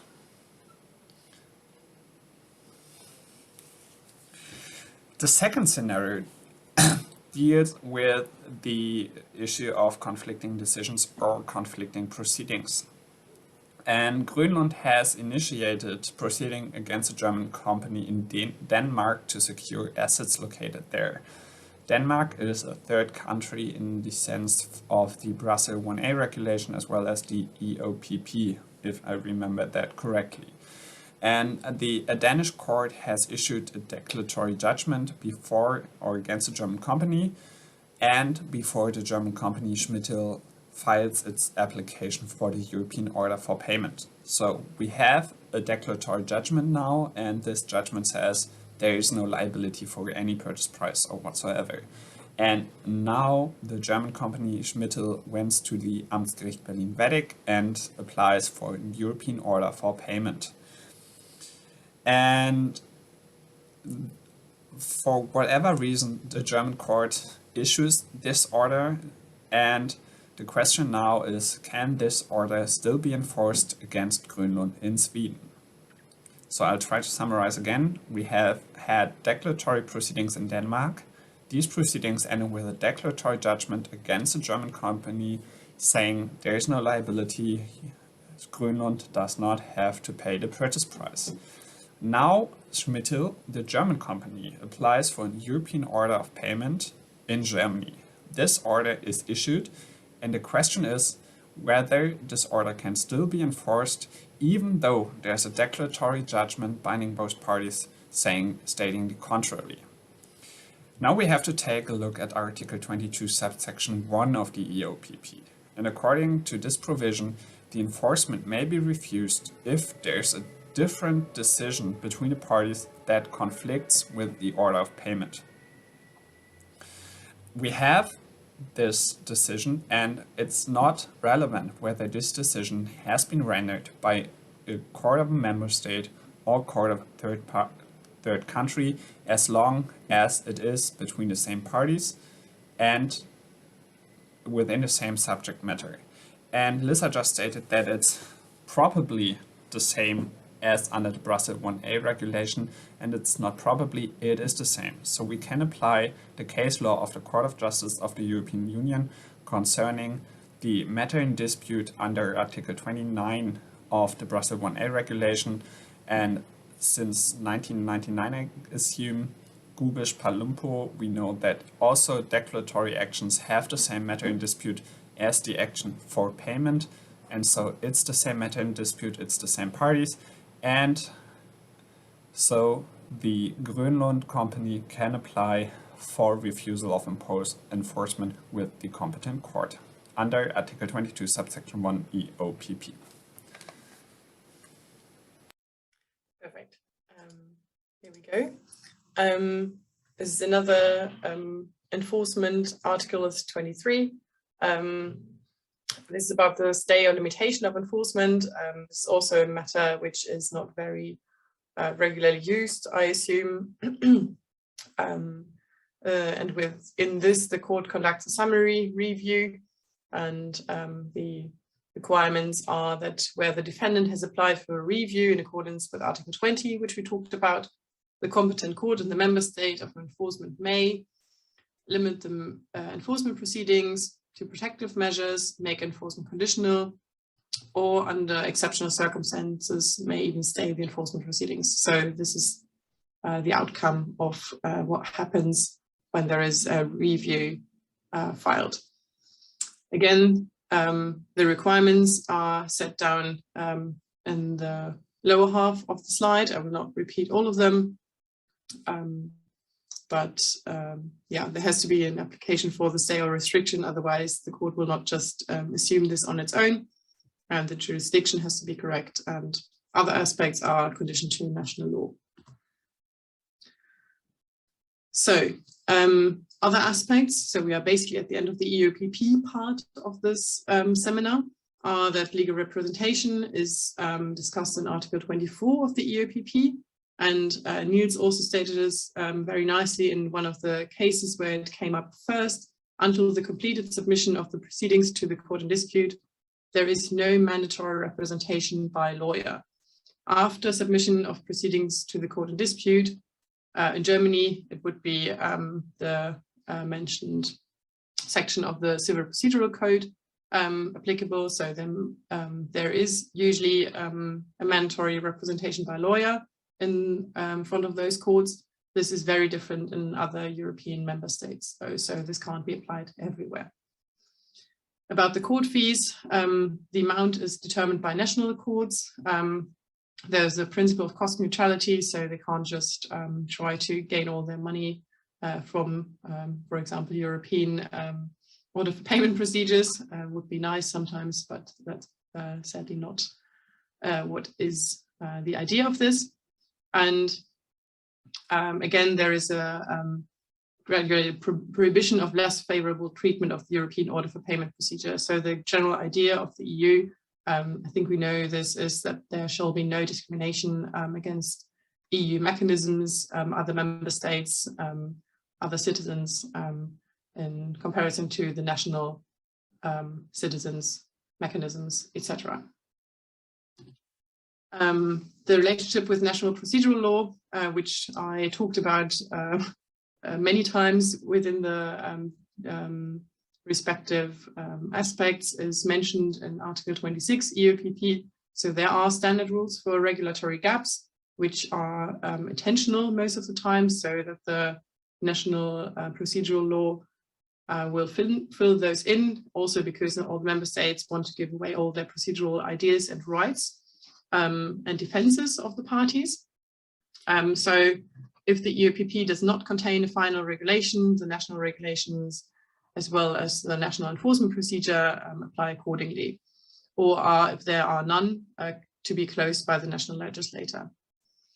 In each case, the procedural rules of the member states whose courts have to decide apply. This also makes sense. So German courts do not have to enforce under Spanish law, but under their own national legal system. And again, to the order, the opposition, the declaration of enforceability, and the review procedure. And I think, yes, we are now through with the EOPP part, and it's 12:10, I believe, where all of you are except me, so it's 11:10 for me. And I would invite everyone for a bit of a longer break, maybe for having a bit of a lunch break, maybe, so we can all gain some energy in the meantime. I would stop the recording for the time being and see that there's one chat message, which is not for me, I assume, because I cannot understand it. But yeah, if there are questions, I assume It's in Albanian. then feel free to ask them, even if you're not feeling comfortable in English, maybe the interpreter can help us communicate with those before we go into break. The message is just an instruction on how to use full name. Okay.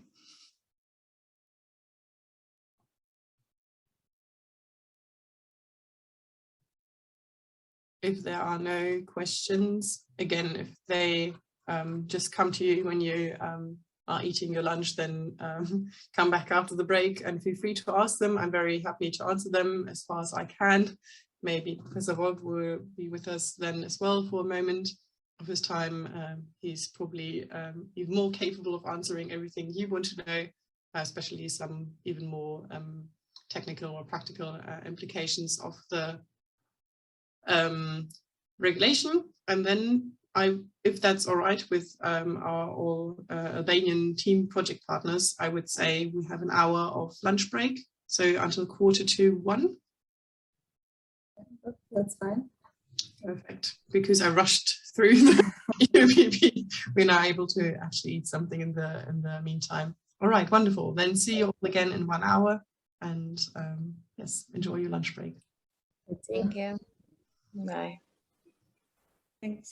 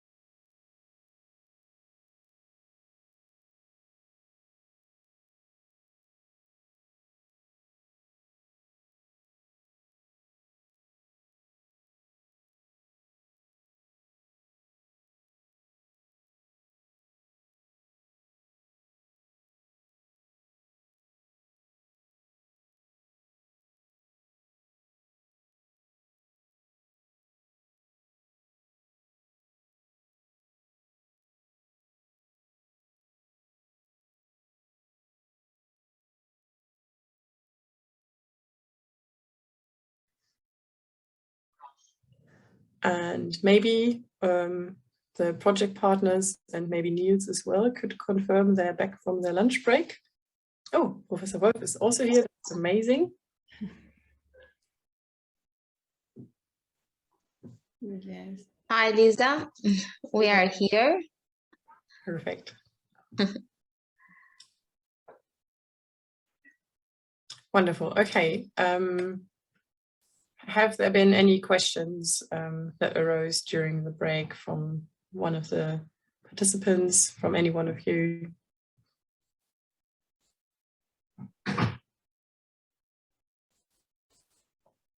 If that's not the case, I would go and continue with the European Small Claims Procedure, as we have completed the talk about the European Order for Payment Procedure, unless there's something, Professor Wolf, you want to add?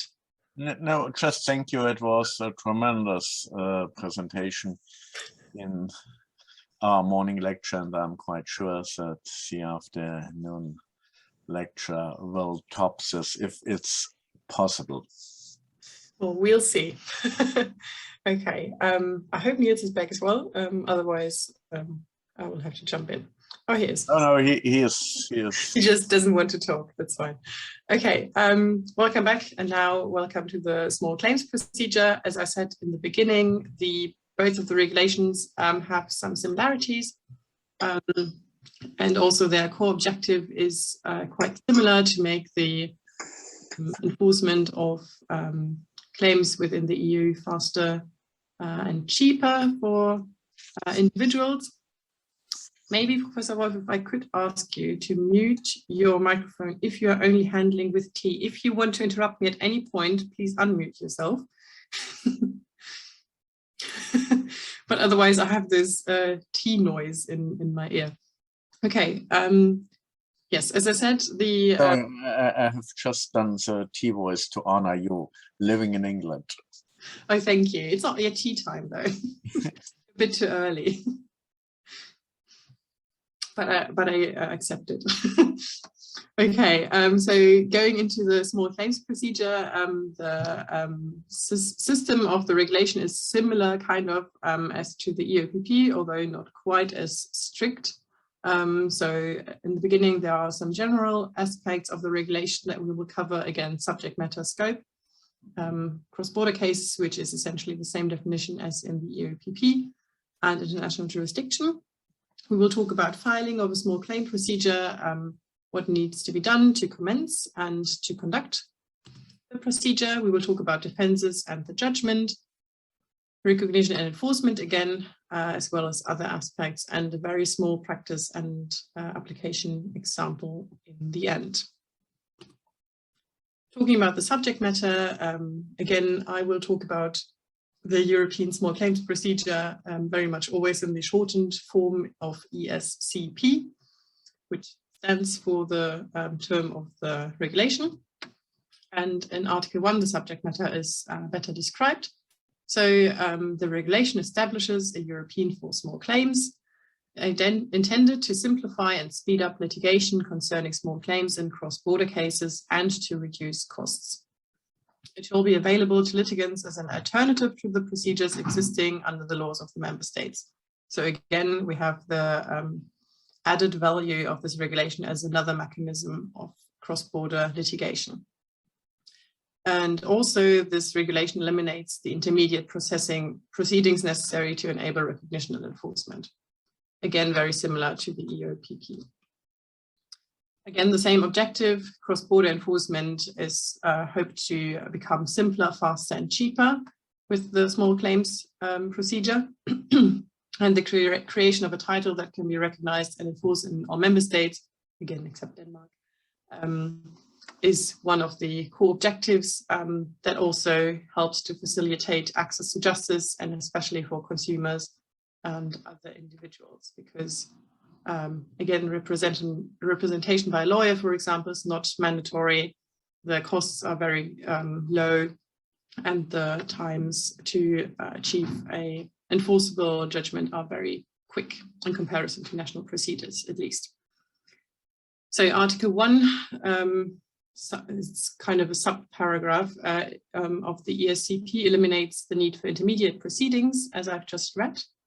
And also Article 20 ESCP expressly provides that a declaration of enforceability is not required and that recognition cannot be challenged. So basically, there is no independent regulatory content in the subsection of Article 1. Again, for undisputed claims, it might be wiser to use the EOPP, why we talk about later. The relationship to national proceedings is also covered in Article 1 ESCP, and it's made very clear that it's just an alternative. So the claimant can again choose what kind of proceedings he or she wishes to pursue. And again, at the time they chose one of the applicable proceedings, there cannot be another parallel proceeding for the same subject matter against the same party, again, for lack of need for legal protection of the claimant. The procedural consideration should again be, while using an European mechanism, is enforcement abroad. So in another member state, possible, likely, do we aim for doing that? Then a European litigation mechanism might be the choice. Here's the table I hinted on. So this could help clients or even lawyers with choosing which mechanism is available to them in the claims.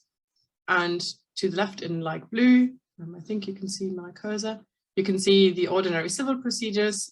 This is obviously for Germany, but this is also applicable to many of the other member states. There is the European Small Claims Procedure, which we talk about now, and the European Order for Payment Procedures. In ordinary civil procedures, a title would have to be recognized under Brussels 1A or under another European regulation, the European Enforcement Order for Uncontested Claims.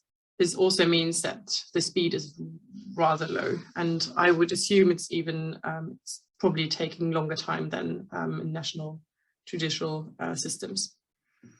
With the European Small Claims Procedure, there is EU-wide enforcement without exequatur, so that it doesn't have to be a second step for enforcing the claim.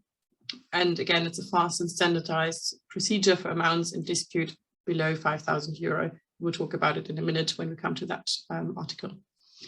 And the European Order for Payment Procedures, also same value, is that the enforcement is EU-wide and without exequatur, and it is especially recommended for undisputed claims over €5,000. So two aspects that have to be kept in mind.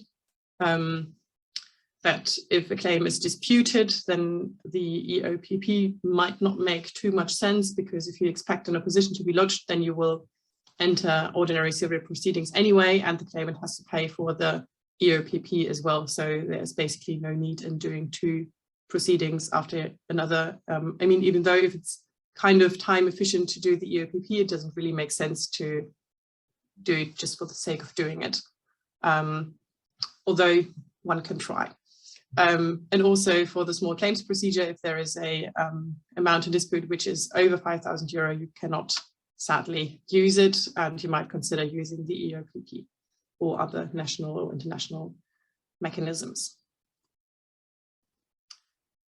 So there are general aspects and advantages of the ESCP that also the EU thought about, and this is one, the written procedure using forms. So again, it's a very standardized procedure, and it's written to make it easier for all the participants to access the information which is given, and to make it also cheaper because there is less trouble involved. There are again certain deadlines to speed up the process.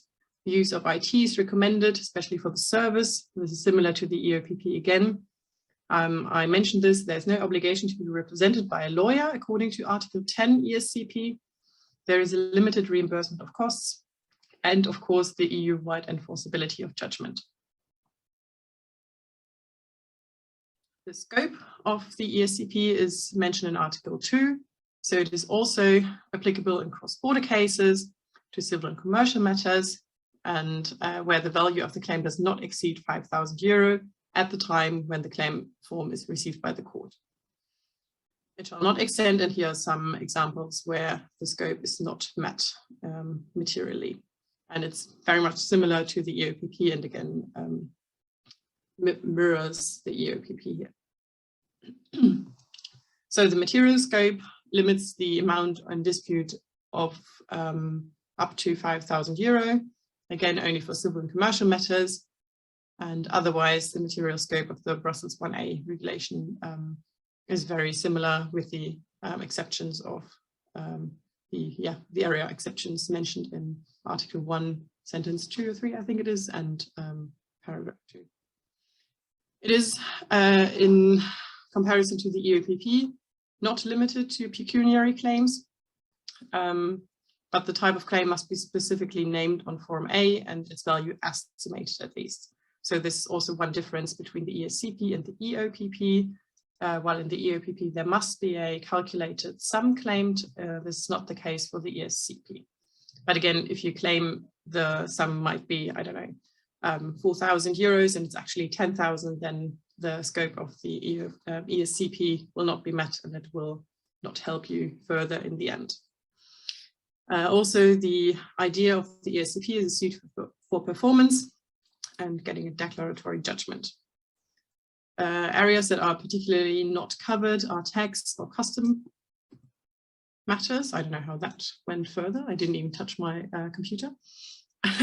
And administrative law matters are also not covered. What is covered, on the other hand, are disputes under company law, for example, or group liability. The calculation, again, might be a bit confusing at some times. Similarly to the EOPP, interests, costs, and expenses are not included in the amount in dispute, which is here kind of important, of course, because if you want to pursue the ESCP, you want to be under €5,000 in order to fit under the material scope. And costs are court fees and extrajudicial fees. Out-of-pocket expenses are expenses that incurred in the course of the proceeding in the individual case, for example, for translations. A completely unquantified claim is inadmissible, and a partial action probably admissible. There are, according to Article 19 ESCP, national laws applicable for the calculation of the amount in dispute. And usually it's the national currency at the court seized. If not, the court converts according to the opening rate on the day of receipt of the claim. So it's also a bit different than the EOPP. And the risk is not as high, I would assume, as for when the court only converts the claim at the end of the dispute, which is the case for the EOPP. The relevant time is the receipt of the claim form at the competent court, and the calculation, as I said, must not exceed €5,000. Otherwise, it's not possible to bring actions under the ESCP. And then then nothing can happen, but then national procedural law procedures can be tried. One could think about subsequent extension of the action. This is possible under national German law to increase the amount on the basis of the same facts of life, because that is not regarded as an amendment of the action and thus possible without restriction.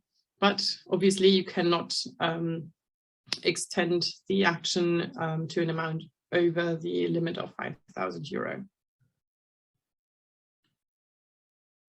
Cross-border cases are defined in Article 3. Again, same definition as in the EOPP, where at least one of the parties is domiciled or habitually resident in the member state other than the member state of the court seized. And again, this should be interpreted in accordance with Brussels 1A. Geographic scope, also similar to the EOPP, limited to cross-border cases. Denmark does not participate, and UK and Northern Ireland aren't part of the EU anymore. Therefore, they can't rely on European mechanisms to litigate or enforce. Relevant is the date of the receipt of the claim form by the competent court, and the determination of domicile, again, according to Brussels 1A.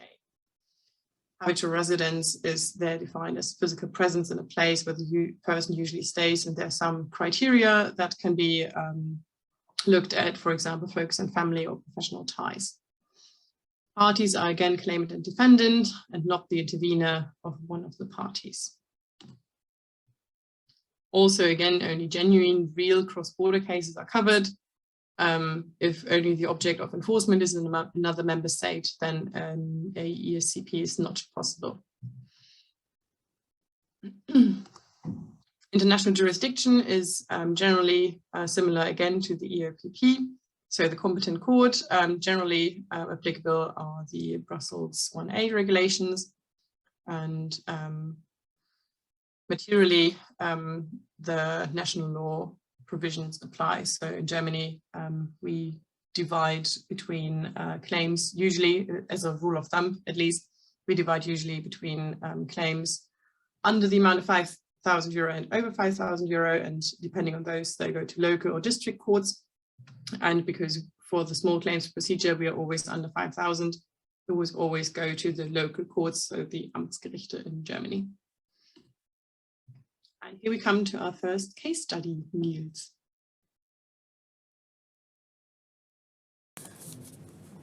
Yes, and we have the ZSE Energia, and I have to admit again, I have no clue what type of company A.S. I think it can be or would be some company or legal entity established under the law of the Slovak Republic, as this company has been established in Bratislava, and it operates an energy supply company and had concluded an energy supply contract with Mr. R, an Italian citizen domiciled in Graz in Austria again. And the energy company is of the opinion that R has not fulfilled his contractual obligations and intends to bring in an action concerning a claim amounting to €423.74, including or in addition with late payment interest. And the energy company intends to do so pursuant to the European Small Claims Procedure, so the regulation that we are currently dealing with. And the first question was the court, or we are looking for the court now that has international jurisdiction. And as there are no special provisions within the ESCP, we refer back to the Brussels 1A regulation, so we check the sphere of application, which usually coincides with the sphere of application, or at least substantive sphere of application of the ESCP, so civil and commercial matter, excluding administrative matters and so on. And then we have the personal sphere of application, so the defendant is domiciled or has its seat in a contracting state, so in a member state, except Denmark. And then we can refer to all the jurisdictional bases that are included in the Brussels 1A regulation, so either the general jurisdictional basis at a seat or domicile of the defendant, or once again the basis for performances of contracts, Article 7, subsection 1 of the Brussels 1A regulations, so the place where the contract was performed or should have been performed. This should have been Austria, as well as the energy should have been supplied to Austria, so it's the court of Graz in Austria that have international jurisdiction. The second question concerns the sphere of application of the ESCP regulation. I already kind of spoiled that it somehow coincides, at least from a substantive or material point of view, with the Brussels 1A regulation. So we need civil and commercial matters as well. Then we need the requirement of Article 3, subsection 1 ESCP, a cross-border case. And the requirement of cross-border case could be taken or could be interpreted quite literally. So one of the parties or the case towards either of the parties has to cross a border. As soon as there's a second member state or state involved, it's a cross-border case. The claimant has its seat in the Slovak Republic, so it's a cross-border case. That's pretty easy to assess, I'd say. And the last requirement is the amount in dispute. It's a small claims procedure, so the claim or the amount in dispute must not exceed €5,000, and we have €423.74, which is far below €5,000. Thus, we also do not exceed the limits of the European Small Claims Procedure. And that's why this case falls within the scope of the ESCP. Exactly. Again, if there's any arising questions, let us know. This slide shows again how the procedure goes under the ESCP. So first, the claimant submits claim form A to the competent court. If necessary, there might be a correction or supplementation by form B. We'll talk about it in a second. If this has been the case or it was necessary, then the court sends copy of form A and a standard reply form C to the defendant within 15 days. The defendant has then 30 days to answer this and transmission the response to the claimant. Then there is also a possibility of a counterclaim by the defendant who can use form A, so that's generally the claim form, no matter if claim or counterclaim. And then there will be a judgment within 30 days of response, or if there's further details required, evidence or oral hearings can be taken place. Remedies dependent on national law, and then the service of judgment is set in Article 13.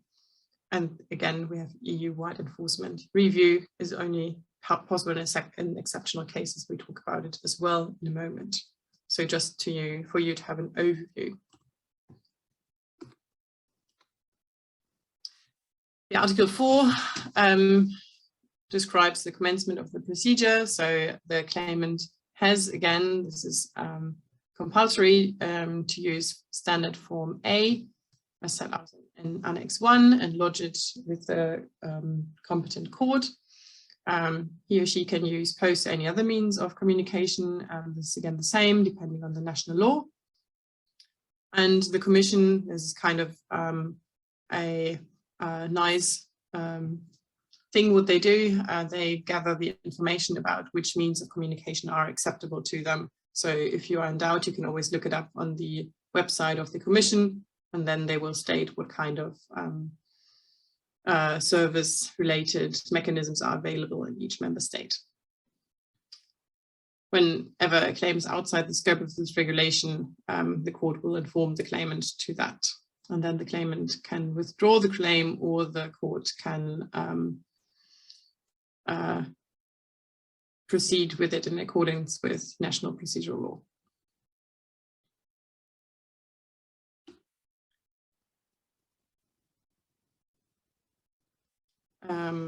Paragraph 4 of Article 4 contains what I've already mentioned very briefly, the possibility if the claim form A is not sufficiently or unclearly filled out, and then the court can request additional information of the claimant and how this goes on.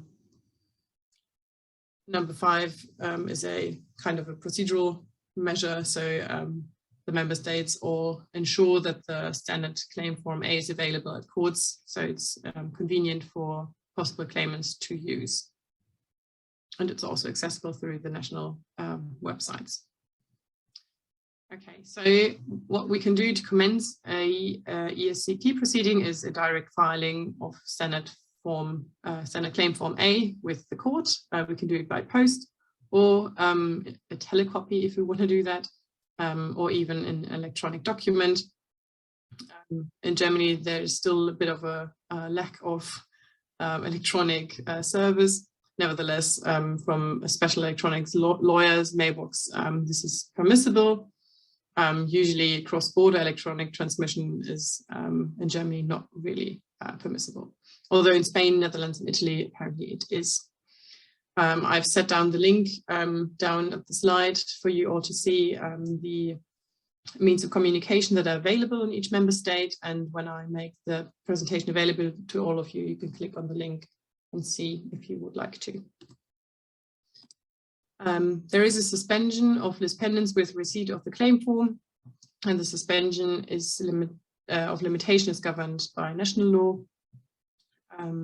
For party majority or intervention, there might be national laws involved, but the claim form A is only lined for one defendant, so the claimant will probably need to submit several claim forms. So and then there is the question if that's actually the best alternative they have to obtain the claim. Before the service of the defendant, the court checks whether the action falls within the scope of application, so that's a very logical thing to do. They also check whether the claim is clearly unfounded or clearly inadmissible, and they also check if the claim forms inadequate, insufficiently clear, or not filled in properly. Regarding the scope of application, if this claim does not fall within the scope, the court informs the claimant of this without use of any form. And as I've read before, the claimant may withdraw the action, but if they do not withdraw, the continuation of proceedings in ordinary civil proceedings according to national law will take place. If the claim is clearly unfounded or clearly inadmissible, those thresholds are probably rather high, the action is dismissed. If in doubt, usually what happens is that the court requests the claimant to correct or complete the claim form, and the court does so by using Form B, and then the claimant can answer within a set time limit. If the claimant fails to do so, the claim is rejected or dismissed. There is a legal remedy against this dismissal of action, and this is the appeal. And if applicable, for example, under German law, it might be revision as well. So different legal remedies. The conduct of the procedure, the most important part is the paragraph 1 here. The European Small Claims Procedure shall be a written procedure. 1a states that there might be oral hearings only if the taking of evidence on the written basis is not really possible. And there are also other aspects that have to be kept in mind by the court.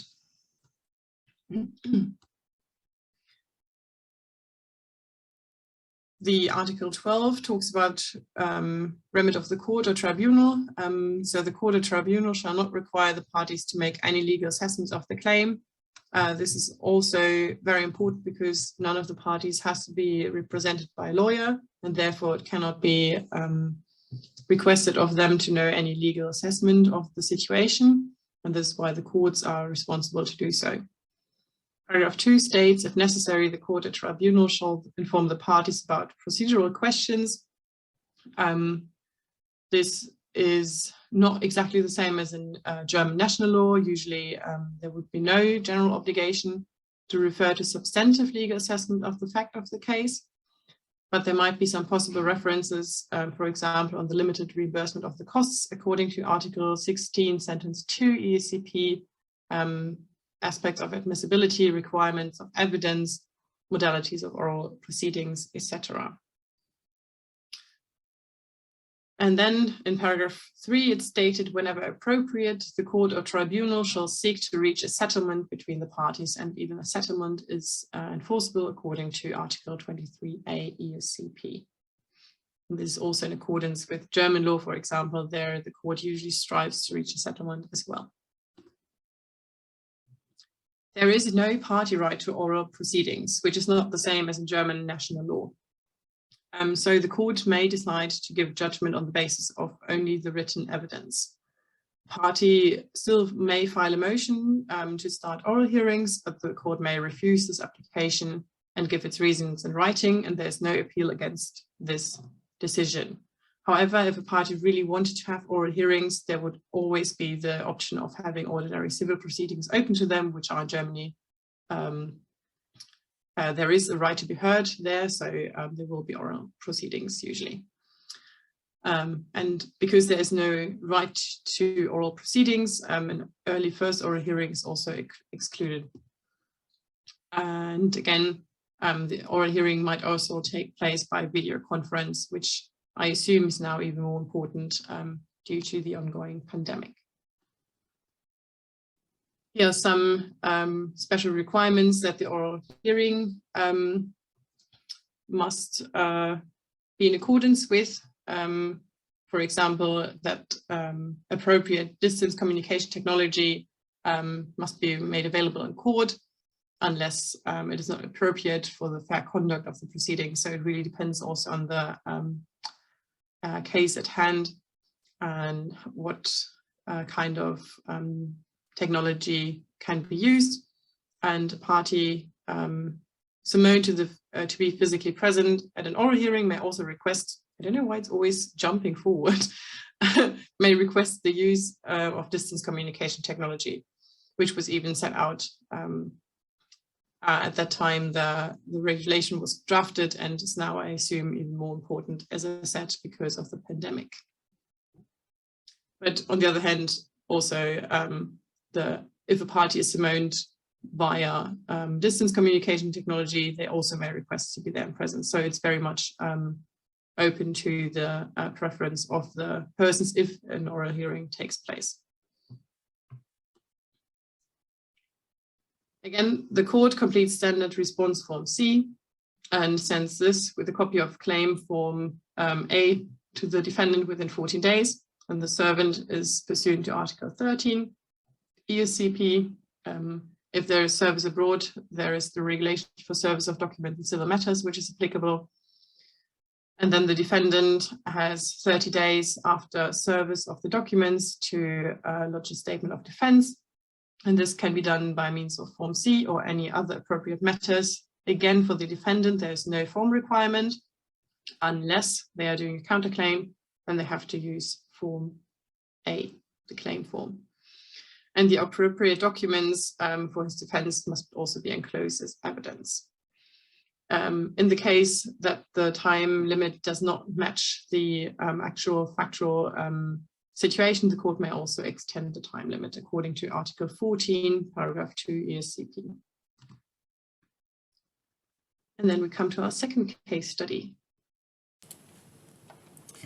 And while it is the second case study, the facts are as before, so they correspond to the facts of case study 1. We have our energy company from the Slovak Republic and Mr. R, an Italian citizen domiciled in Graz in Austria. They have filed for 423 euros and 74 cents plus late payment interest under the European Small Claims Procedure Regulation. And now we have two questions. The first question deals with the formal requirements that have to be met in order to regularly or lawfully file the lawsuit under the ESCP. And I have the ESCP, so the Annex 1 in Form A right in front of me, and it's quite easy. I mean, okay, you have the text that what's written there is basically the text of Article 4, subsection 1. But if you actually have a look at the annex, so Form A of the ESCP, that's quite not self-explaining, but it's really easy, and the hurdles to actually file the lawsuit are quite low. So you have, of course, to determine the court and the personal data of claimant and defendant, and then all points that become sort of legal, you have to tick boxes. So, for example, you have to say, why do you think that the court which you send the file to is competent or has jurisdiction to hear the case? And then you can choose domicile of the defendant, defendant is a consumer, and so it's quite easy for you to follow the steps, and the form and Annex 1 is quite detailed in this direction. So the second step is, and you will be went through this by the form itself again, is that you need to describe the evidence that you need or that you need in order to support your claim. And you have some parts and to tick boxes for this in the annex itself.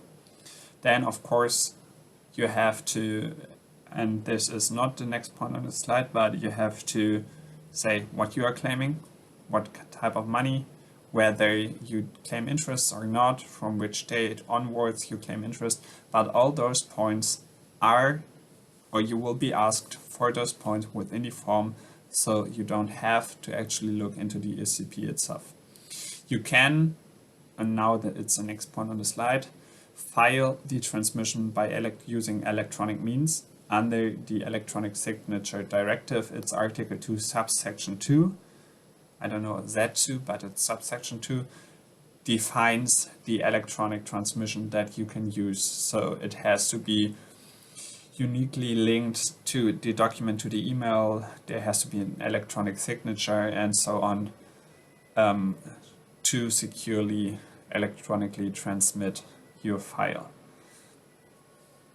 The second question under the second case study deals with the question, what if you have ticked all those boxes and the court comes to the conclusion that the action does not fall within the scope of the European small claims procedures. So either the amount is too high or it's not a civil or commercial matter whatsoever. There are, I mean, it's not a cross-border case. All of these points of the sphere of application, you can fall outside the sphere of application, and then the ESCP does not apply. And this situation is dealt with by Article 4, subsection 3 of the ESCP, and where a claim is outside of the scope of this regulation, in the first instance, the claimant shall be informed. And then it's up to the claimant to decide. If he withdraws the claim, nothing happens. If the claimant does not withdraw its claim, it remains a claim, but now under the national procedural law and then in a proceeding that is determined by the national procedure law. For example, in Germany, you could apply for a Mahnverfahren then, which is basically the same, but without the limitation concerning the amount in dispute.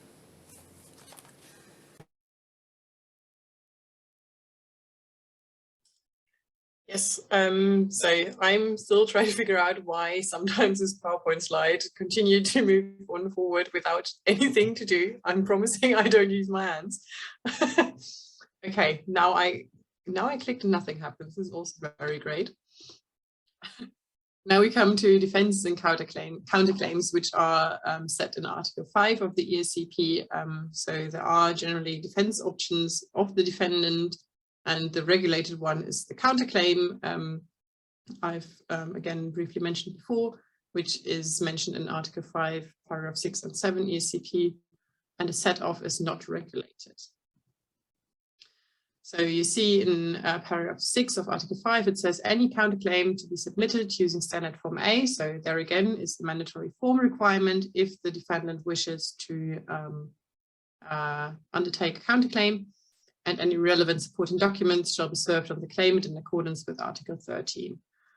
And there is a time limit as well, in which first the defendant and the counterclaimant can file this counterclaim, and also for the claimant and counter defendant to answer or respond to that counterclaim.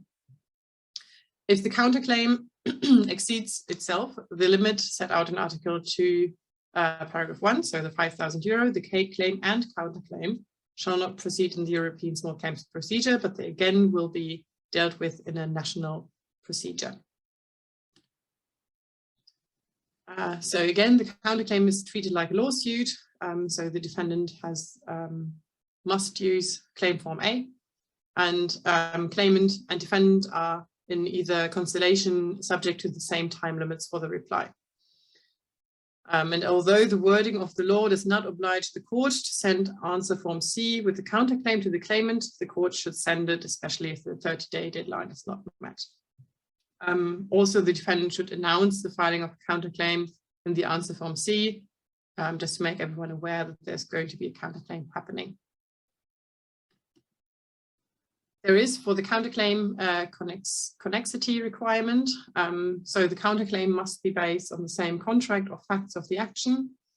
And the admissibility requirement is given by recital number 16, ESCP, which reads, the concept of counterclaim should be interpreted within the meaning of Article 6, paragraph 3, as arising from the same contract or facts on which the original claim was based. And there is one editorial oversight, so there's actually, it should actually correspond with Article 8, number 3 of Process 1A. Again, the counterclaim may not exceed value in limit of €5,000 alone. So it's not that combined, the claim and the counterclaim may go up to €5,000, but each claim on its own must not calculate more than €5,000. Otherwise, as I've stated before, there will be ordinary national civil proceedings happening and not the ESCP. And it's up to the defendant to convert the proceedings into ordinary civil proceedings. That's what I say. So they could possibly use a higher counterclaim to rid themselves of the ESCP procedure and go on to international proceedings. The consequence would be then, of course, that there is no enforcement according to the ESCP, but possibly according to Brussels 1A. If the material scope of application is not met, the counterclaim is inadmissible, and also if it's not connected. And the claimant, again, that's been said before, must respond within 30 days to the counterclaim. A set-off is, as I said, not mentioned within the articles of the ESCP, but in recital number 17. In cases where the defendant invokes the right of set-off during the proceedings, such claims should not constitute a counterclaim for the purposes of this regulation. And therefore, the defendant should not be obliged to use standard form A. The question is if this also holds true for claims that do not fall within the material scope of the ESCP, but usually one would say no, otherwise there would be a big delay. The procedure is concluded in the means of Article 7. This is within 30 days of receipt of the response from the defendant. And either the court gives a judgment, or it can demand further details concerning the claim, may take evidence, or summon oral hearings. And even if there are oral hearings, then the court, according to Article 7, paragraph 2, gives the judgment within 30 days of any oral hearing. So the options would be, if there's no answer from the defendant, that the court issues judgment on the claim and according to the files. Or if there is an answer from the defendant, there is a judgment within 30 days, or as I said before, further statements requested, taking of evidence, or an oral hearing taking place within the next 30 days, and which might be also a video conference. The taking of evidence is mentioned in Article 9 ESCP. There's a free evidence procedure, so the court determines the means of taking evidence to its own means. And the efficiency is also one big objective of the general regulation, which is why this has to be kept in mind, and the court has to act accordingly. Those are, German national laws. I will not bore you with them, but the Article 15 ESCP talks about the enforceability, and paragraph 1 says the judgment shall be enforceable, notwithstanding any possible appeal. The provision of a security shall not be required. And the appeal is regulated in Article 17. And the appeal, which in German would be the Berufung, there is national laws bound to that. For example, there's a value threshold of 600 euro. If you want to use the German appeal, then the claim has to be over the amount of 600 euro. And again, we've talked about this before. If you use the appeal, then in the ongoing proceedings, you have to be represented by a lawyer. Also for the ESCP, there is the possibility of review of the judgment in exceptional cases. And it's pretty much the same thought which is given for the EOPP. So when the defendant was not served with the claim form, which is A, or in the event of an oral hearing was not summoned to that hearing in a sufficient time, or if the defendant was prevented from contesting the claim by reason of force majeure. The time limit for applying for a review is very short. It's only 30 days, and it runs from the day the defendant was effectively made known with the contents of the judgment. So what can happen? The defendant did not enter an appearance and was unable to contest the existence of the claim. Either there was improper service or force majeure or other extraordinary circumstances through no fault of the defendant. Then the court can reject the review, so the judgment remains in force. There might be immediate complaint, or if the court decides that the review is justified, then obviously the judgment is void, and this decision is also incontestable. Also, the claimant cannot do anything against this. The appeal is, again, the sole autonomous remedy of this regulation, and the defendant and counter-defendant are entitled to use it. Competent is the initial court that issued the judgment, so there's no devolutive effect. And there will be no review of content, but there's also no suspensive effect. So the defendant can apply for suspension of enforcement under Article 23, but usually there is still the possibility of enforcement during that time. Which now brings us to the third case study. Yes, and in this case, the facts are really longer than the answer, because the answer is so fundamental principle of the European instruments on international civil procedure. We have a Slovenian consumer, let's call him A, and A bought a television from a German online store for 4,000 euros, and A paid the amount, and the television has been delivered and it was not working properly. So A contacted the online store and he wanted to secure a refund, but the German store did not answer. And in order to get a refund, now A filled out the claim form A of Annex 1 of the ESCP and submitted it together with evidence supporting its claim to court in Slovenia. And the question is, let's assume that the court in Slovenia grants the order grants an order for payment or judgment. And the question is, can a German court review this judgment as to its substance in Germany? And Article 22, subsection 2 clearly states that under no circumstances may a judgment given in the European small claims procedure be reviewed as to its substance in the member state of enforcement. This provision does not come as a surprise, as in international civil procedure, as well as in the Brussels 1A regulation, and we had it within the EOPP this morning. There is the prohibition of no révision au fond. It's common basis that you can enforce foreign judgments or court decisions, but you cannot review the substance of the judgment. However, under Article 22, subsection 1, you have the option to oppose to the enforcement, basically based on the same grounds as within the EOPP.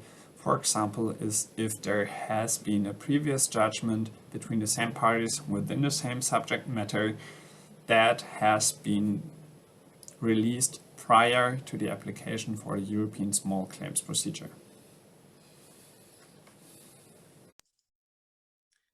Exactly. I hope this didn't come as a surprise for all of you. Niels presented it the way that this was common knowledge, and I hope this is, at least now, for every one of us. I will continue with the recognition and enforcement in other member states, which is set in Article 20 of the ESCP, pretty much the same as always. So all those regulations serve the idea that in the end the enforcement is to be made easier. So of course shall be recognized and enforced in another member state without the need of a declaratory or of enforceability, and without any possibility of opposing its recognition. The ESCP is a European title in its own right, so it's again, in addition to what Niels has said, not subject to control by the executing state, and there's again also no exequatur procedure. The enforcement procedure generally is governed by the law of the member state that is to enforce. And again, sentence 2 states that there shall be no discrimination against national enforcement and enforcement under the ESCP. There are some requirements for the enforcement, so the party seeking enforcement is again seek to include a copy of the judgment and a certificate, where necessary, a translation.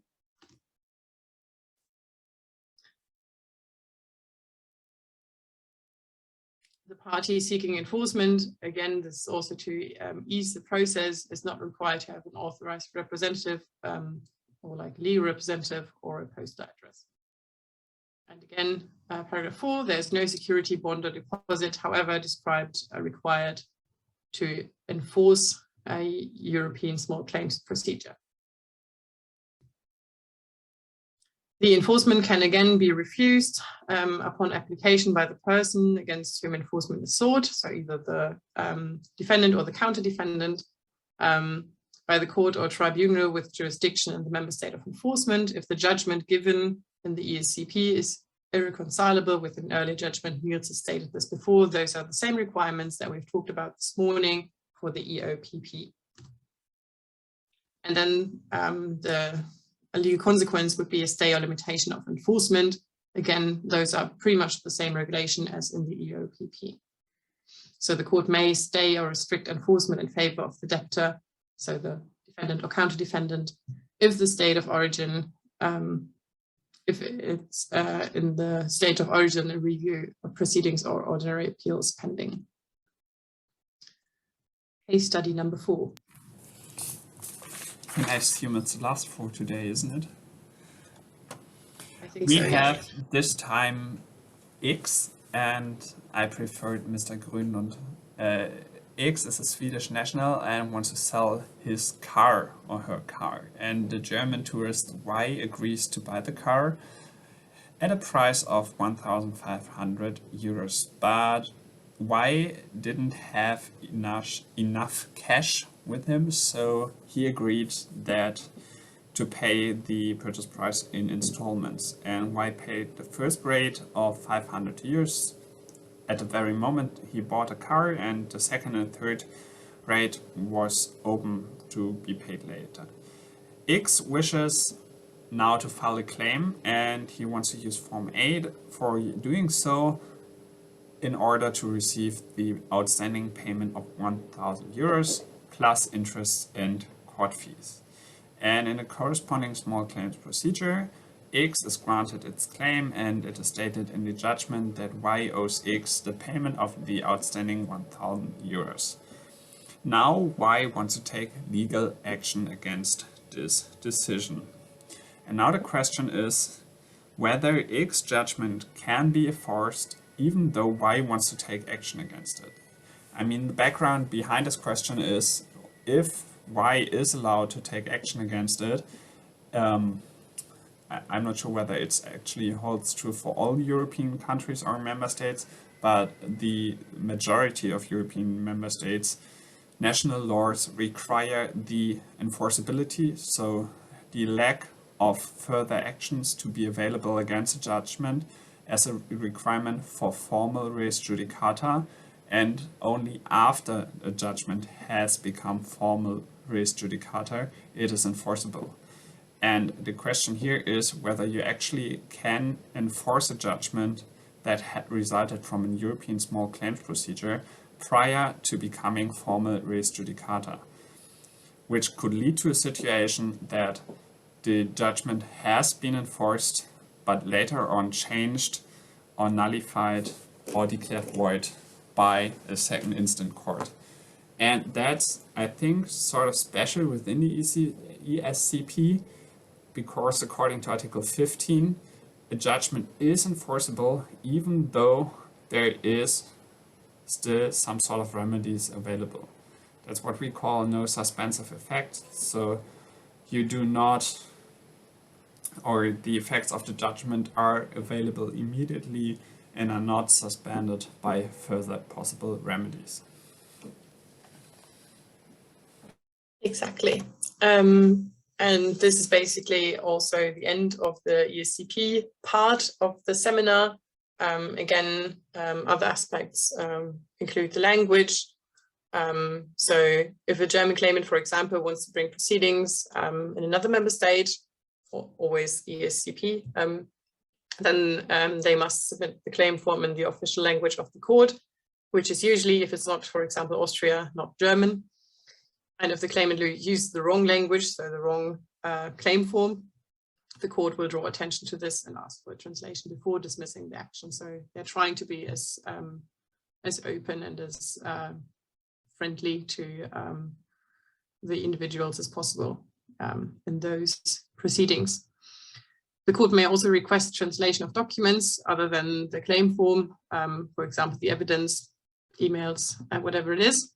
In order to actually understand what has been said. As it is a written procedure, it is very important to understand what is written. And Article 6, Paragraph 3 ESCP confers to right to refuse acceptance. There is an additional German provisions about this. So there is a right to refuse acceptance of a party if the document is either not in the official language of the home state or not in language a party understands. And then the party may, but is not obliged to return the document. According to Article 16, the unsuccessful party shall bear the costs of the proceedings. This is a very common system, I think, even internationally. So in Germany, it's, I think, the only provision we have about the distribution of costs usually. And but also there is a second sentence stating, however, the court or tribunal shall not award costs to the successful party to the extent that they were unnecessarily incurred or are disproportionate to the claim. This also bearing in mind that the small claims procedure is a procedure talking about not very high sums of money, not for in view of the EU at least. Those aren't very high sums. And this is why, for example, legal expenses double the amount of the claim or even more, which are easily reached. I think in international law firms are only limited, there's only limited possibility of reimbursement for them. So that also has to be kept in mind if you want to be represented by a lawyer in those matters, because you're not mandatorily required to do so, then probably you will have to pay them out of your own expenses. Other aspects include the court fees. This is also very German.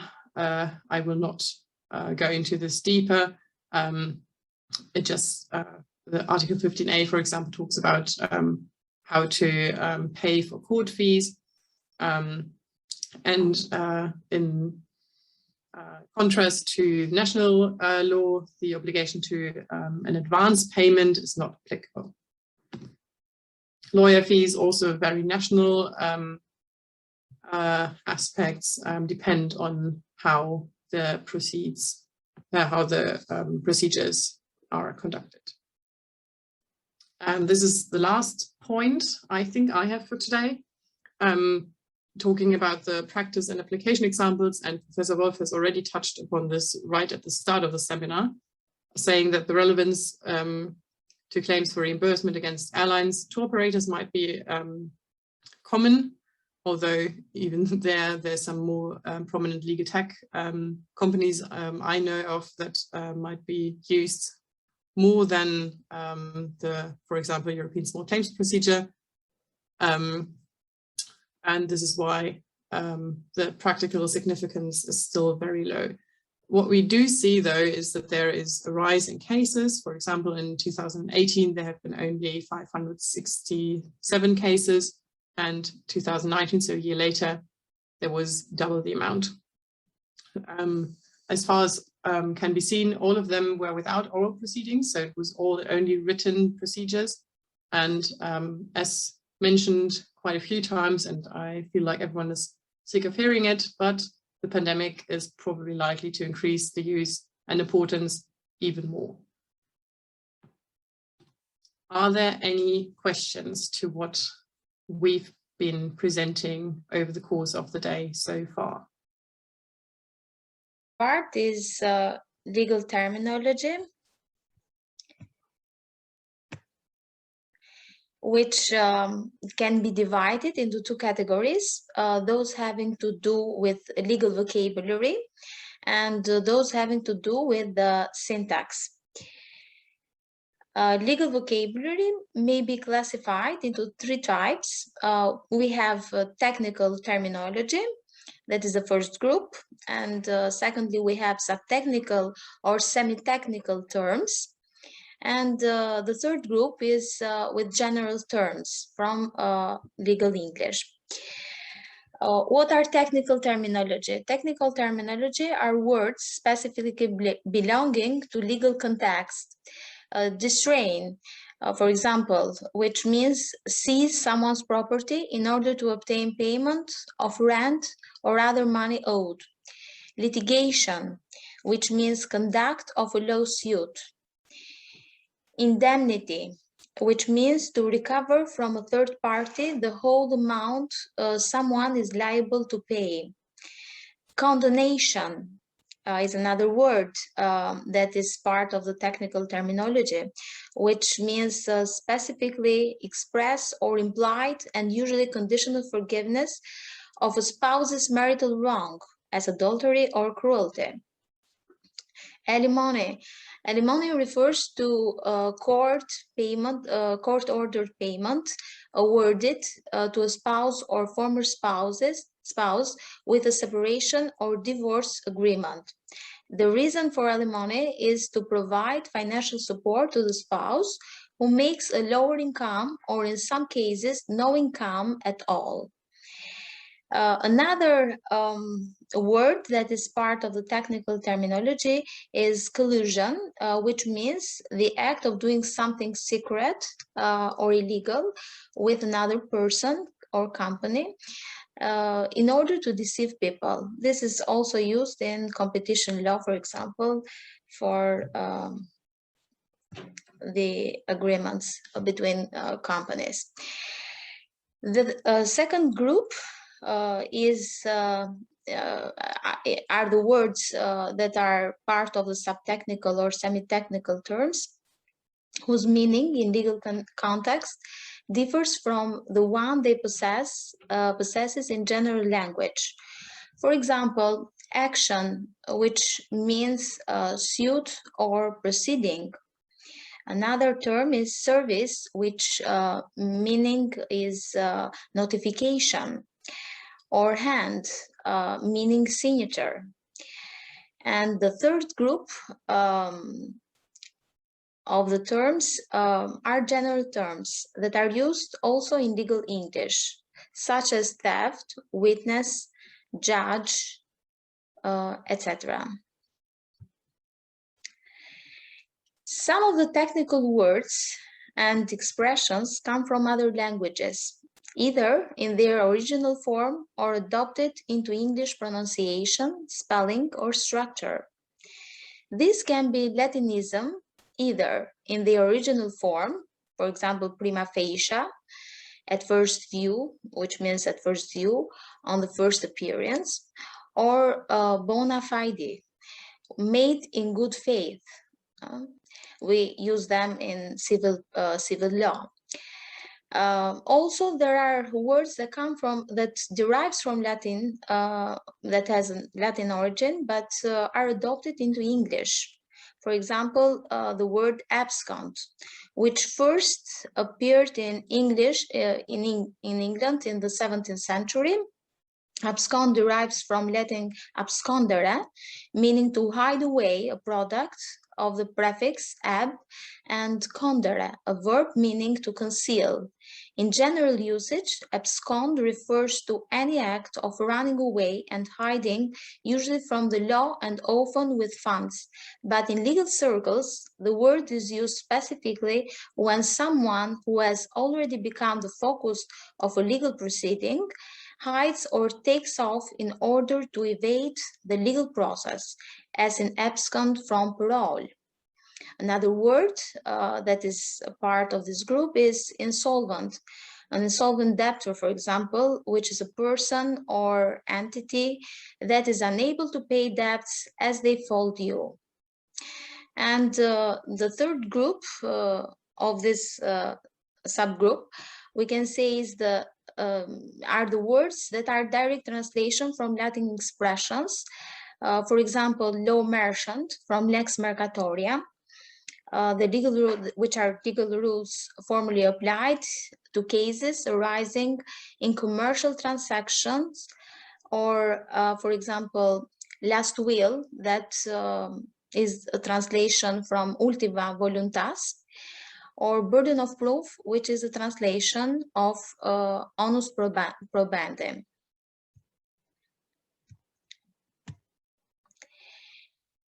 Also, there are words of French origin, some of which have been imported directly, such as fait accompli, a thing accomplished and presumably irreversible. Force majeure translates literally from French as superior force. In English, the term is often used in line with its literal French meaning, but it has other uses as well, including one that has roots in a principle of French law. In business circles, force majeure describes those uncontrollable events, such as war, labor stoppages, or extreme weather, that are not the fault of any party and that make it difficult or impossible to carry out normal business. A company may insert a force majeure clause into a contract to absolve itself and liability in the event it cannot fulfill the terms of a contract, or if attempting to do so would result in loss or damage of goods for reason beyond its control. Also, there are words that have been translated directly from the French words, such as under pain of. This is a translation from the French word suspendre, which means subject to penalty or punishment of. Or another word that is also translated from the French is plead guilty, plaid coupable, to say in a court of law if you are guilty or not guilty of something that you have been accused of. And the third group is of words that have been adopted from French, such as salvage, towage, anchorage, or demurrage. Let's take, for example, the first word, salvage, that means to save goods, or another meaning that as a noun, the meaning of this word is payment to a person or group which saves cargo from a shipwreck. Towage, which means the action or process of towing, a charge for towing a boat or vehicle. The word anchorage, which means an area that is suitable for a ship to anchor it. And demurrage, which means a charge payable to the owner of a chartered ship in respect of failure to load or discharge the ship within the time agreed.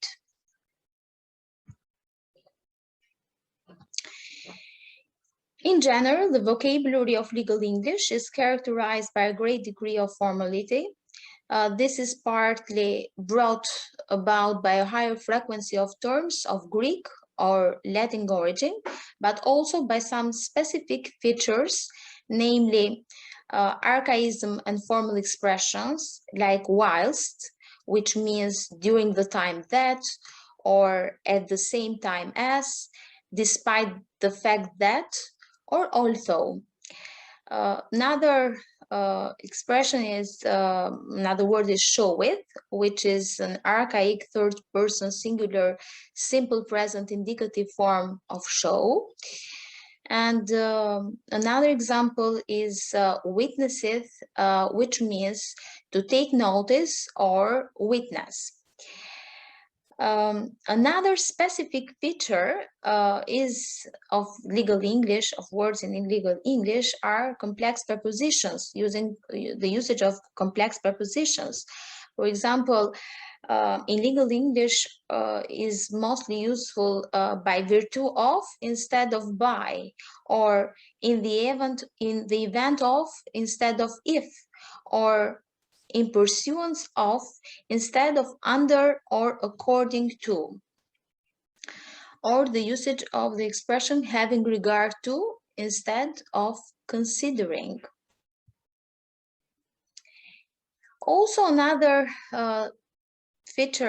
specific feature of legal English is binominal or multinomial expressions, which are combinations of two or more elements with a similar meaning, such as act or omission, advice and consent, under or in accordance with, rest, residue, and remainder, which is mostly useful in the civil law acts like testaments. Or another expression that is also multinomial expression, like give advice and bequeath.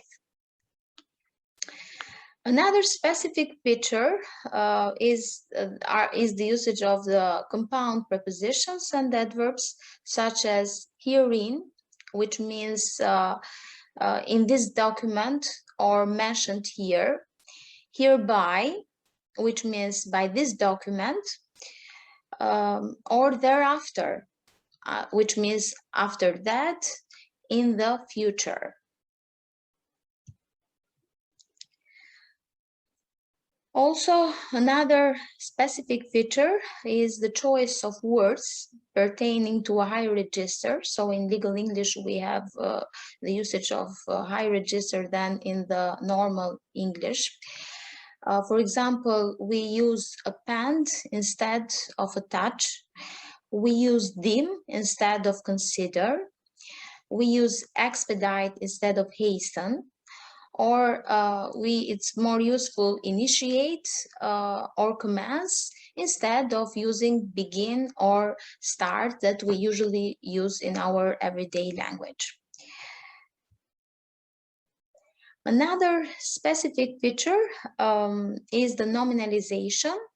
For example, the use of nouns instead of verbs, sometimes through the conversion of verbs into nouns. For example, like in the example given in the slide, instead to use to study, the verb to study, we use the noun, we convert it into a noun, and we use make a study, or through derivation by using suffix like ism, shun, your, amongst others.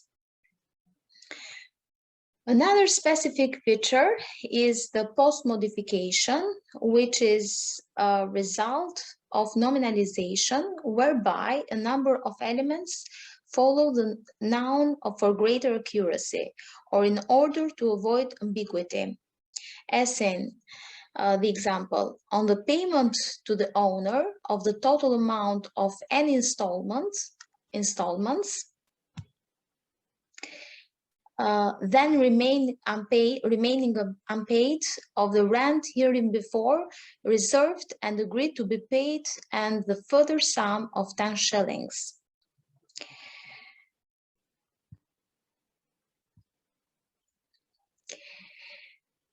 There are also some specific features characterizing English syntax and sentence structure, which includes the following.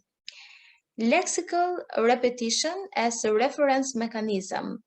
Instead of using it or this,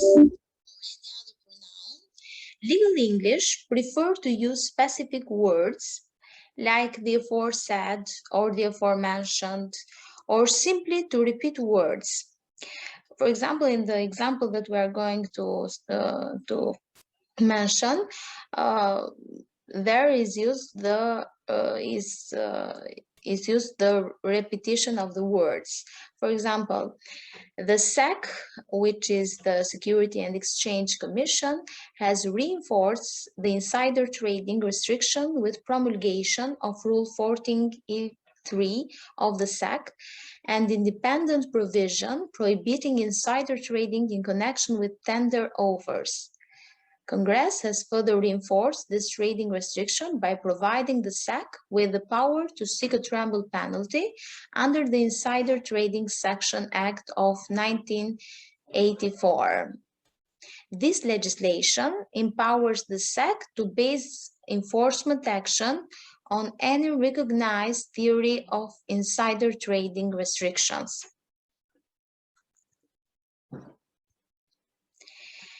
Another specific feature is the long and complex sentences with multiple levels of subordination, which are very seldom found in general English. For example, it will be your duty when the case is submitted to you to determine from the evidence admitted for your consideration, applying thereto the rules of law contained in the instructions given by the court, whether or not the defendant is guilty of the offense as charged. Another specific feature is the frequent use of the passive in order to emphasize the result of actions rather than the agents.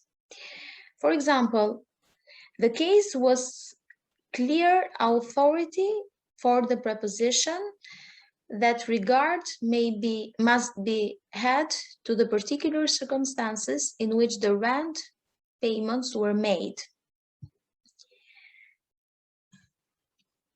And let's continue with another specific characterizing English syntax and sentence structures, which is the use of connectors like whereas, provided that, where. For example, where the lack of supervision or control by a natural person referred to in paragraph 1 has made possible the commission of the criminal offenses. Another specific feature is the omission of the relative pronoun and the appropriate form of the verb to be. Like in the example we have in the slide, all the rights and remedies available to a secured party. In this case, it's omitted the relative pronoun and also the verb, the correct verb to be.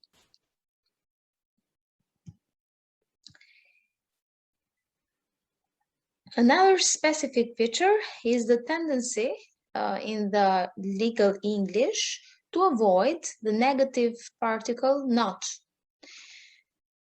through the use of never, unless, except, fail to, or negative prefixes such as un. For example, by the usage of the word untrue. Another specific feature is the use of prepositions which are separated from their complements. For example, tracing and identification of proceeds from or other property related to crime. Or another example is illicit manufacturing and trafficking in firearms. We see here that the preposition is separated from its complements. Another feature is the use of subjunctive, which is very seldom used in everyday language, except for some fixed expression. In legal English, the subjunctive is used after verbs like ask, advise, command, or recommend. For example, even though someone may be eligible for an informal hearing, we will recommend that he attend a formal hearing. After also these subjunctives are used after adjectives like important, essential, advisable, crucial.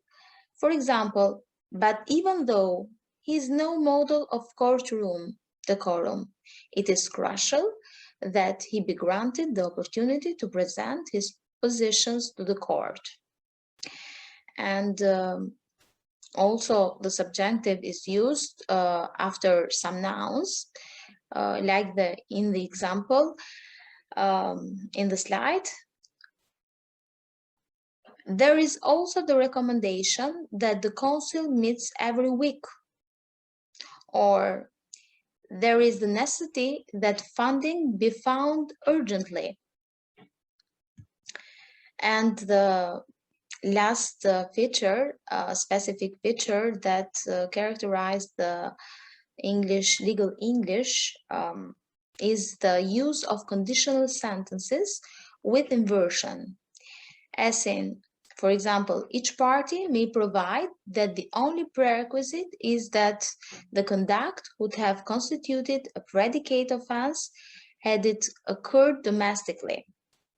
Or in the example, the court approached the EU law claim on the basis that EU treaty principles would provide a basis for the claim as long as the contract was one which would have been subject to one or other directive that it not been a concession.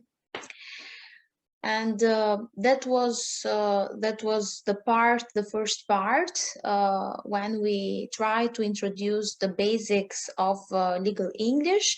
And now the floor is for my colleague Silvana, that is going. Thanks.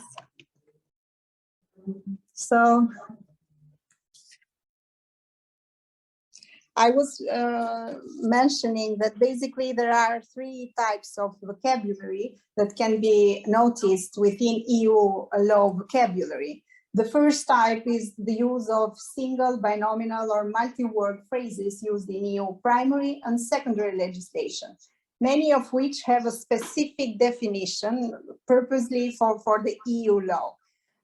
For instance, those examples are appellate, which relate to or have jurisdiction to review appeals, or applicant, authentic instrument, court of origin, free movement of persons or free movement of judgments and data as well, holder of parental responsibility, immovable property, maintenance obligations or recovery, member states addressed or member state of enforcement of member state of origin. You might have noticed those examples even during the presentations of our colleagues today about the 2 regulations.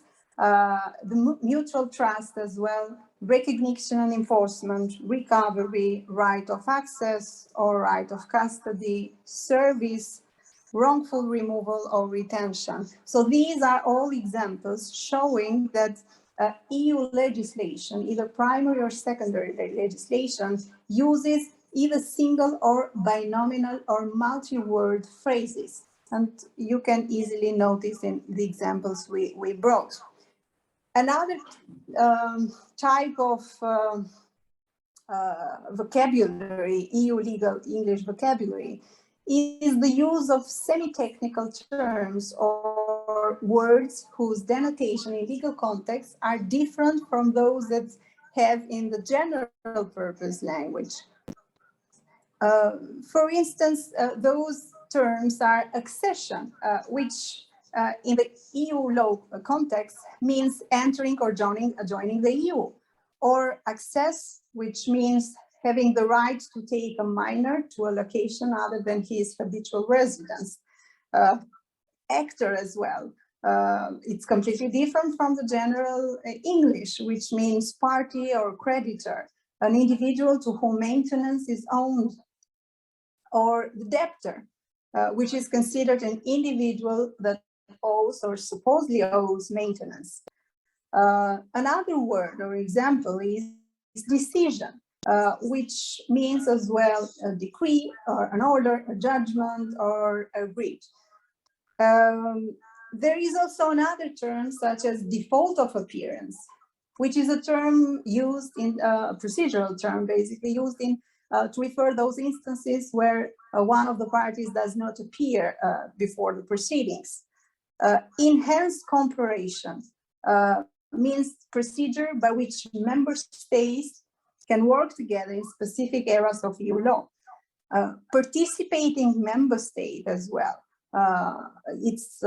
It means a member state that is party to enhanced cooperation. Or the notion service. We also noticed during the explanations about both regulations. And service means transmission of documents or notification, which you might notice that it is completely different from the general language, the meaning it has in the general English language.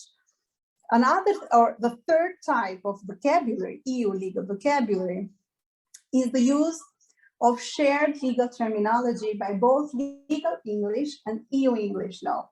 So,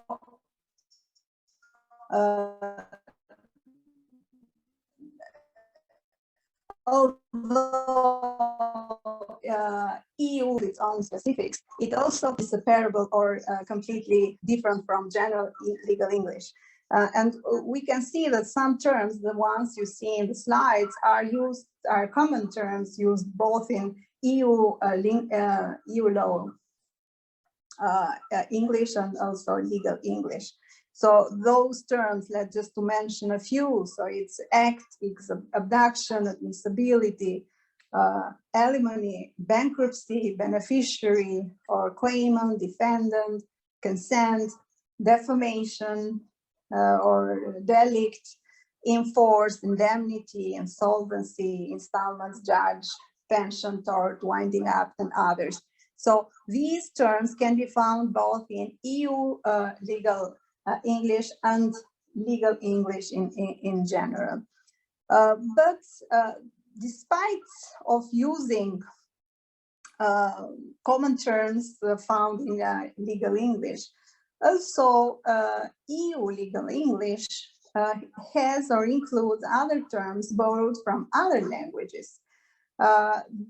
I mentioned borrowed, but also those can be also adaptations of foreign languages, words from foreign languages. And by adaptations, I mean just not only using the word precisely as it is by the in foreign language, but also changing or adapting, basically changing the pronunciation, the spelling, or the form. So let's see what kind of foreign language words from foreign languages does the EU legal English cover or use.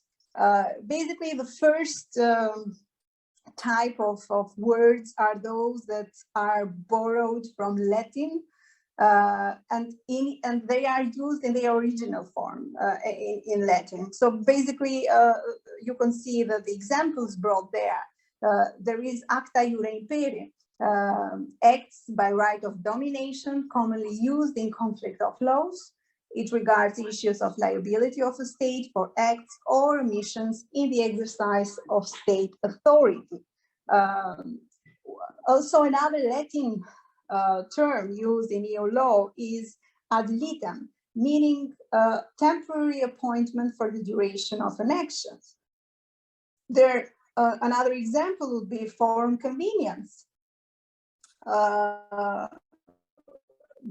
The meaning of such a term is that of a most appropriate court for the trial of a case. Forum necessitatis is also a Latin term, which is used to mean that when no court of a member state has jurisdiction, then the courts of a member state may exceptionally hear the case if the proceedings cannot reasonably be brought in a third state. Lex loci delicti commissi, terms which also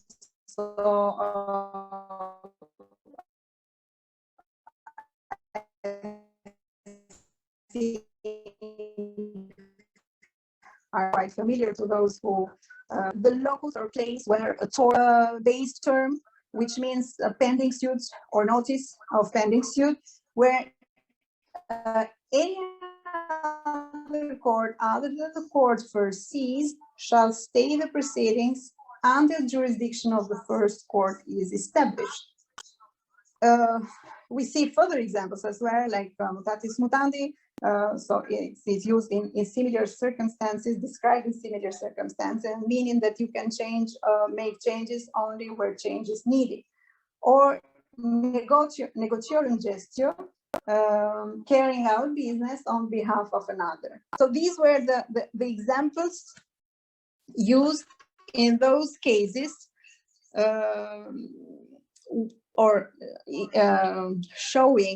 examples showing the use of Latin-based terms in EU legal English.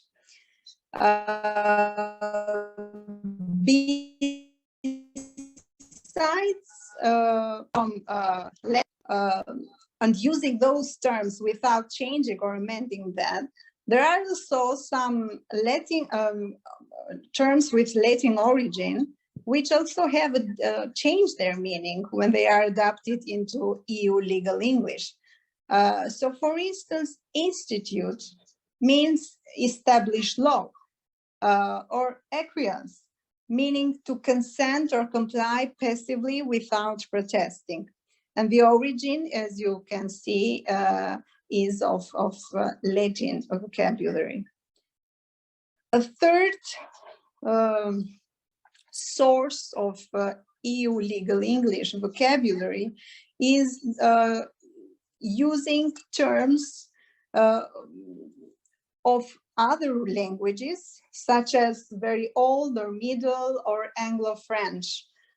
Those words are also integrated in EU legal English vocabulary. Examples of those words can be like allege, meaning to affirm or to assert, apprise, meaning to inform, to notify, which derives from French, apprendre, if I made the correct French pronunciation, eras, meaning to be behind in the fulfillment of the obligation, also of French origin, durable, or instead of permanent or lasting, injury, violation of a person's rights, which also has its origin from Anglo-French, tort, meaning damage of wrongful act carried out negligently, also has its origin from Old French. Another term is warrant, or its meaning is to safeguard or to protect, and it derives from French, garantie, or from Germanic, warren, I think, or to protect or to warn.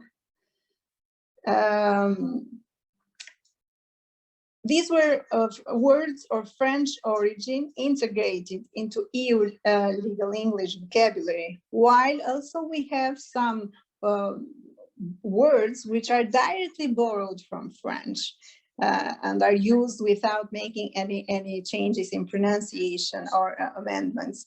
And as such, we can mention acquis communautaire, meaning the body of European Union law, force majeure, meaning the exceptional event or situation, and renvoi, meaning to send back a notion also very familiar to those who work with private international law. Besides borrowing from French, also there are some borrowings from even older languages, such as the Old Norse, which is a North Germanic language once spoken in Scandinavia. And the example can be the ombudsman. I'm sure we are familiar even in Albania because we use this term as well. And it is the person who investigates violation of citizens' rights regarding the public sector. So what can be said in principle about all these specifics of EU legal English vocabulary is that compared to legal English, EU legal English is characterized by a slightly reduced level of formality. This comes as a result of a restricted use of borrowings from Latin, and as well as of the need to take into consideration that EU is a multicultural, multilingual organization, which need for the purpose of well functioning needs to translate all its legislation in all those languages that you see, like 24 EU official languages, and then there are 6 semi-official languages and 7 main EU immigrants languages. So the fact that there is the need to translate all the documents and legislation in all these languages makes EU legal English to be less formal and to use less borrowings from Latin. Also, EU legal English vocabulary shares at some points a linguistic conventions of legal English, often with its own peculiar choice of vocabulary. So yes, the words of same as those used in legal English can be used in EU law, but they have a very particular use. For instance, in EU legal English vocabulary, there can be found expressions, very formal expressions or age-worn expressions which have resisted change. For instance, examples can be by way of derogation from, subject to the provisions of, where necessary and insofar as possible, nothing in this title shall preclude, or the competent administrative authorities within the meaning of. Or the last example is no reservations may be entered in respect of these conventions. These are examples of very formal or old expressions that are still used in EU legal English law. Other features of EU English vocabulary is the use of those terms that signal different structural components of EU acts. For instance, the term whereas, I'm sure you and us have noticed the use of this term in the preamble of different regulations. The term whereas is used to introduce the preamble. Also, we might have seen, I'm sure you've seen, citations used in the introductory section of EU legal documents to indicate the legal grounds of the act, such as having regard to, acting in consideration of, or words used to indicate the closing or enacting formula of a legal act or instrument, such as have adopted this regulation, directive, or decision, or words which indicate the final article stating the specific time of entry into force. It shall apply from, or words which indicate its scope and legal grounds. This regulation shall be binding in its entirety and directly applicable in the member state in accordance with the treaties. Besides these words, which are very common in EU legislation, in EU legal English, we also notice the use of high register words. For instance, there is a tendency to use words such as alien instead of foreign. There is a tendency to use errors instead of balance due.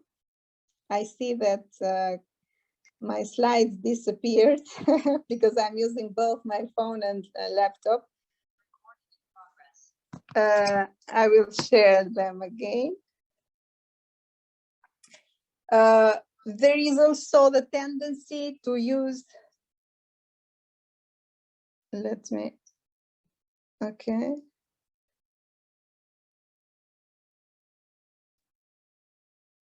I'm not sure whether I can share the screen from my phone, which would be better. We can see the slides now. Okay, I see. Thanks, Nada. The words, use of the word commence instead of start, convene instead of gather, or foster, meaning to promote, jurisdiction instead of competence, removal of liberty instead of deprivation, seize, court where proceedings are brought, or surrender, to turn in, or the use of the term writ, meaning a legal document or instrument. So these words are quite common in EU legal English vocabulary, and they are examples of higher register words. Another specific feature of EU legal English vocabulary is the tendency to use nominalization, which is the process of forming words by way of conversion from verb to nouns.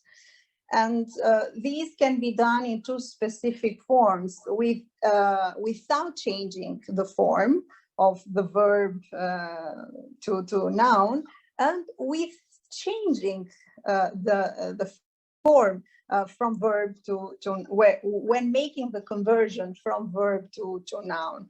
And let's see some examples of each of those forms. So the examples of use of verbs or a conversion of verbs to noun without making any changes are as follows. So the verb is to remedy, and the noun is remedy. Or the verb is to table, and the noun is a table. The verb is to stay, for instance, as to stay the proceedings, but the noun can be a stay. For instance, as an example of a stay necessary for the proper administration of justice. So you can see that there is a tendency to use nouns instead of verbs. But in those examples, there was no change in the form between the verb and the noun. But there are also examples where a change is necessary. For instance, how can a verb be turned or converted into a noun? By using suffixes like ability to the verb, and for instance, to enforce, and then is enforceability. Or adding the suffix "-ens", and for instance, to order is the verb, and then it can convert it into a noun by making it ordinance. Or using the suffix "-ion", for instance, the verb is to access, and then the noun would be accession. Or adding "-ment" at the very end. For instance, to employ would mean it's a verb, and then by adding a suffix "-ment", it turns into a noun, the employment. Or adding the suffix "-iura" to proceed, for instance, which is a verb, and it's converted into a noun by adding "-iura" and precisely making it procedure.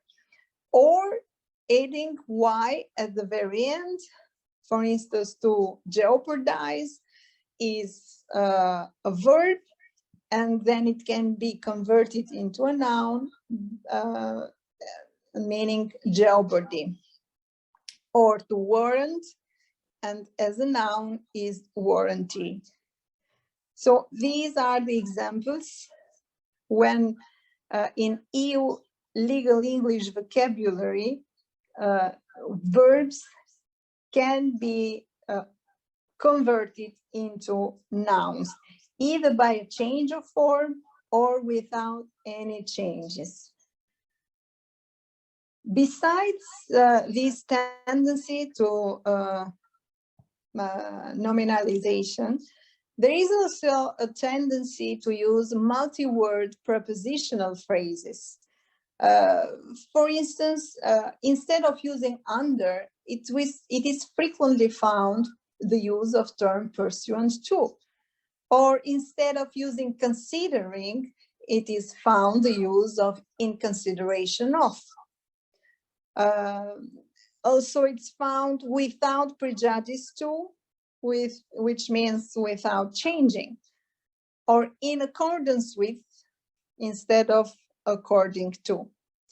Or "with the purpose of", which is with to plus infinitive, to convey, or for conveying. It can be used as well.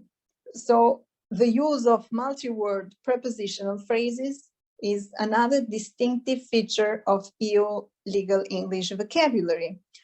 Also, what is specific for EU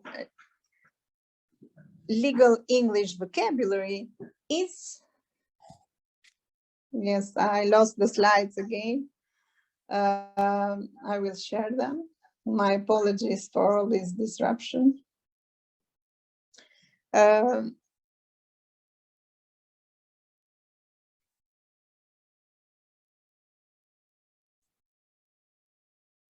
Okay.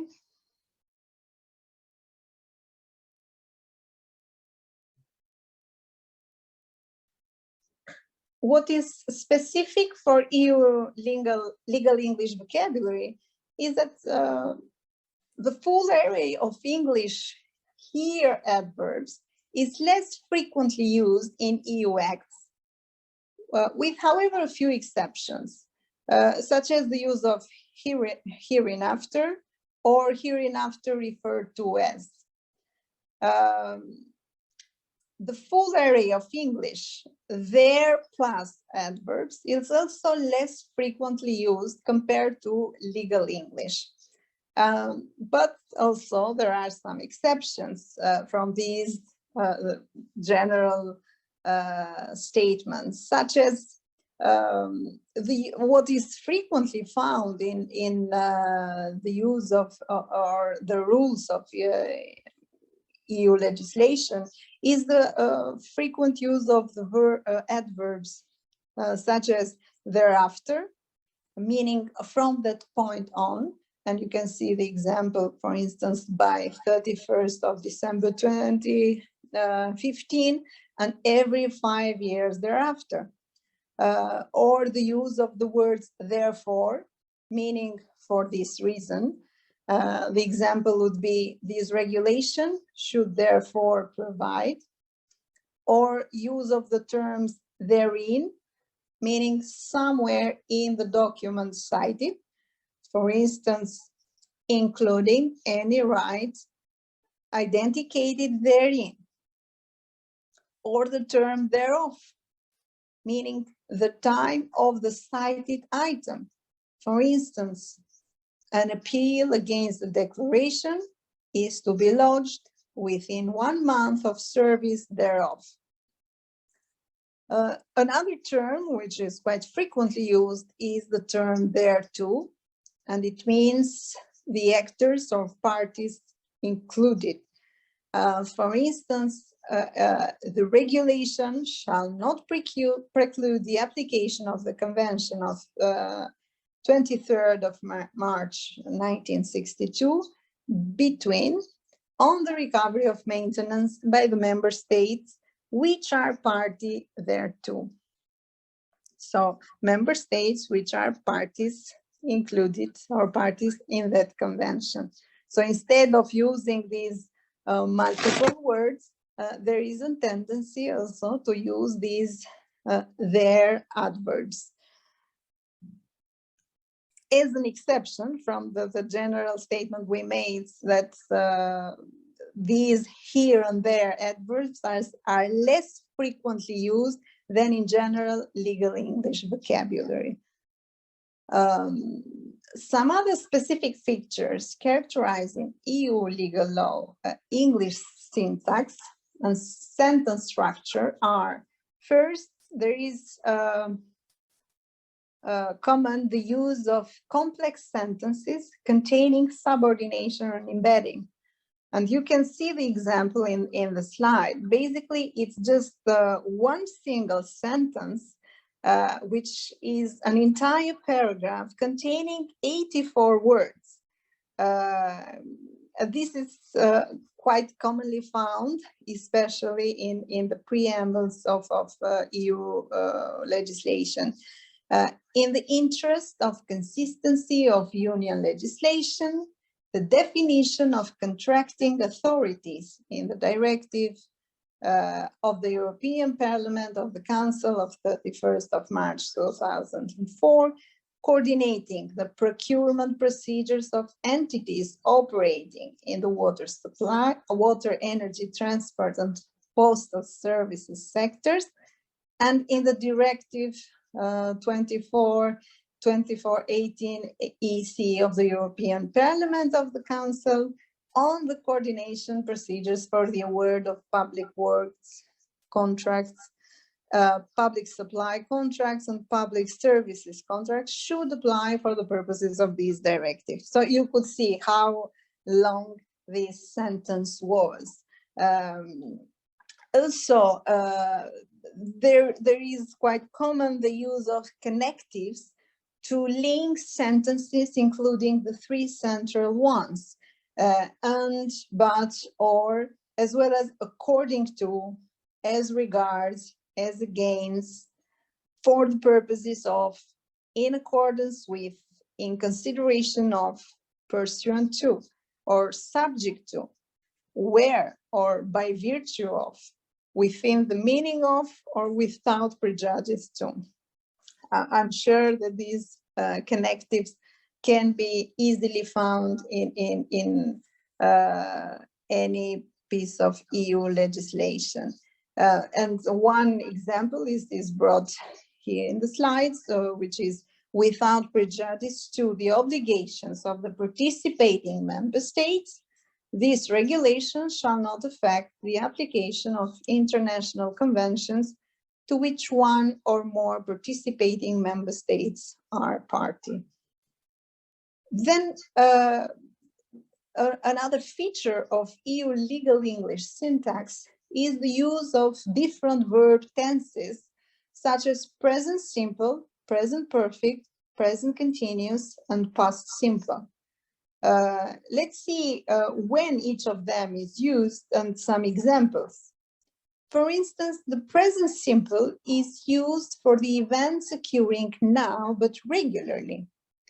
An example would be, the directive combats late payment in commercial transactions to ensure the proper functioning of the internal market. So this is an event combating the late payment that occurs now and occurs regularly. That's why it is used present simple. Frequently, it is also used the present perfect, which finds use in those instances where we want to express past events which have results in the present. For instance, the document in matters relating to maintenance obligations has been registered as an authentic instrument, or events started in the past with effect up to the present. And the example would be, the person refuses to recognition or enforcement on the ground that he has not had the opportunity to arrange for his defense. So those sentences show that some past events have results in the present. That's why the verbs, the present perfect tense of the verb are used. When present continuous is used, in those instances when someone wants to express an event which is happening just now in this moment, so differently from the present simple, which happens now and regularly, the present continuous is to show an event that happens just now at this moment. So the example would be, the person is claiming the right to recover such an object in the courts of the place where the cultural object is situated at the time when the court is seized. So the event is happening just now. What is the event? Claiming the right to recover such an object. Then when is past simple used? It's used in those instances where the action is finished. And you could see in the example that report included an evaluation of the possible need for a further extension of the rules on jurisdiction to defendants not domiciled in a member state. So it's an action which has already finished. The report on application of rules of jurisdiction included those specifics, but it's an action which is done and has no results in the present. That's why the use of past simple is necessary. Another feature is the use of passive form of the verb. That is for the purpose of highlighting the result of the action rather than who committed the action. For instance, rules on material and formal validity should be defined so that the informed choice of the spouses is facilitated and that their consent is respected. So we see the passive in the underlined verbs, so is facilitated and is respected. Because what needs to be highlighted is the result, and it's facilitation and respect, rather than who can guarantee these facilitation and respect. Or there is a feature of combining different passive forms. For instance, the use of modal verbs plus be plus past participle. Modal verbs are auxiliary verbs such as must, should, could, may, combined with to infinitive be plus past participle. And this example is noticed in the underlined part of this sentence.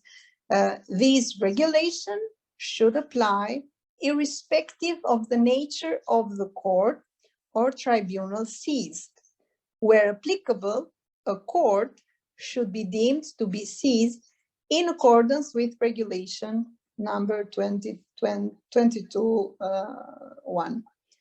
So the combination of passive forms is should be deemed to be seized. So we have a modal verb, should, plus be, plus past participle, deemed. And then we have to be plus past participle, which is seized. Things which are very specific to EU legal English syntax. Also, a specific feature of EU legal English syntax is the use of the separation of auxiliary verbs from the main verb. This is quite common in legal English, but in EU legal English, not that frequent. For instance, you can see the example where the auxiliary verb may is quite separated from the main verb, which is apply. So any interested party who raises the recognition of a judgment as the principal issue in a dispute may, and then we see the sentence, that part of the sentence who separates the verbs, in accordance with the procedures provided for in sections 2 and 3 of this chapter, apply for a decision that the judgment be recognized. Another feature of EU legal English syntax is the use of verbs of enacting, which can be of two types. Verbs which are generally used in EU primary and secondary legislation to denote obligation or command, and verbs which are used for defining or creating or developing. In the first group, those which denote obligation or command, it can be positive command or even negative command. For instance, in the first example, you see that a positive command where in the provision it is set forth that if the law applied to legal separation does not provide for the conversion of legal separation into the divorce, Article 8 shall apply. unless the party has agreed otherwise. So this is a positive command, shall apply. Then there is also negative command, such this regulation shall not affect the application of the New York Convention. While examples of verbs which are used to define or create or develop are such these. For the purposes of this directive, undertaking means any organization other than public authority acting in the course of its independent economic or professional activity. So this is not to go any further with the examples. This first one shows the use of verbs which define. Basically, what is defined in the example that I brought is the definition of undertaking. And a specific feature is the use of collective nouns plus singular or plural verbs. There is a different reason why choosing a singular or plural when we have a collective noun. For instance, we use a singular verb if we want to highlight the organization rather than its members. So the council, which is a collective body, has approved the content of the revised text. The purpose of the use of the singular in with this collective noun is precisely to highlight the council, while in cases when we want to highlight the members of the organization rather than the organization in itself, we see the use of the plural verb. So the Commission have presented a report on the application of this regulation. So it's not the Commission has presented. Here, the purpose of using have is to highlight that the members of the Commission have presented a report. And these were the main features of EU legal English syntax. The next part of our presentation is focused on language exercises. I think maybe we need to have a break before we proceed with this. The purpose of introducing some language exercises was to make this training a bit more practical and hopefully more interactive. And we thought of how to manage this part of the training. We thought of organizing some breakout rooms, but we will see if it will work properly with the first exercises, and if not, we can just proceed by presenting the exercises and discussing together in the common room the solutions. So let me first, because I cannot see the participants. Okay.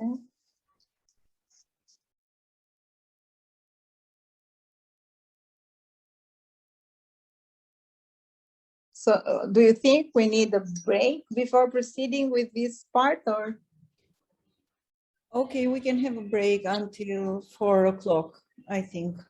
It's 3:47. We can have like 12, 13 minutes break. Okay. And then we resume again. Okay, so see you at 4 p.m. Thank you, Silvana. Thank you.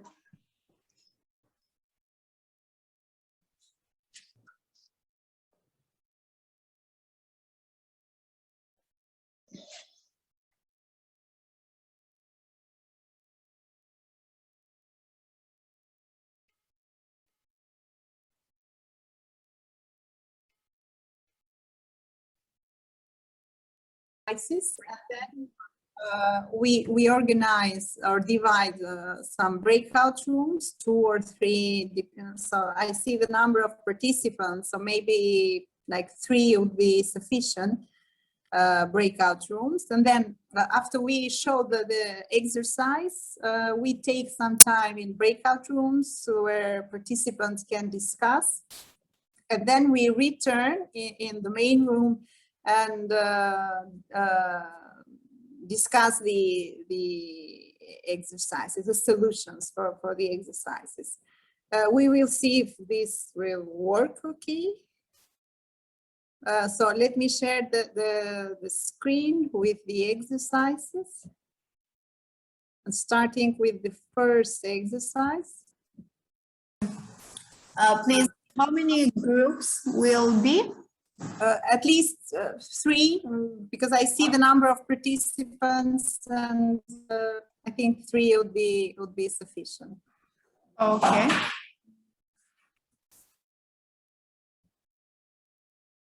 So this is just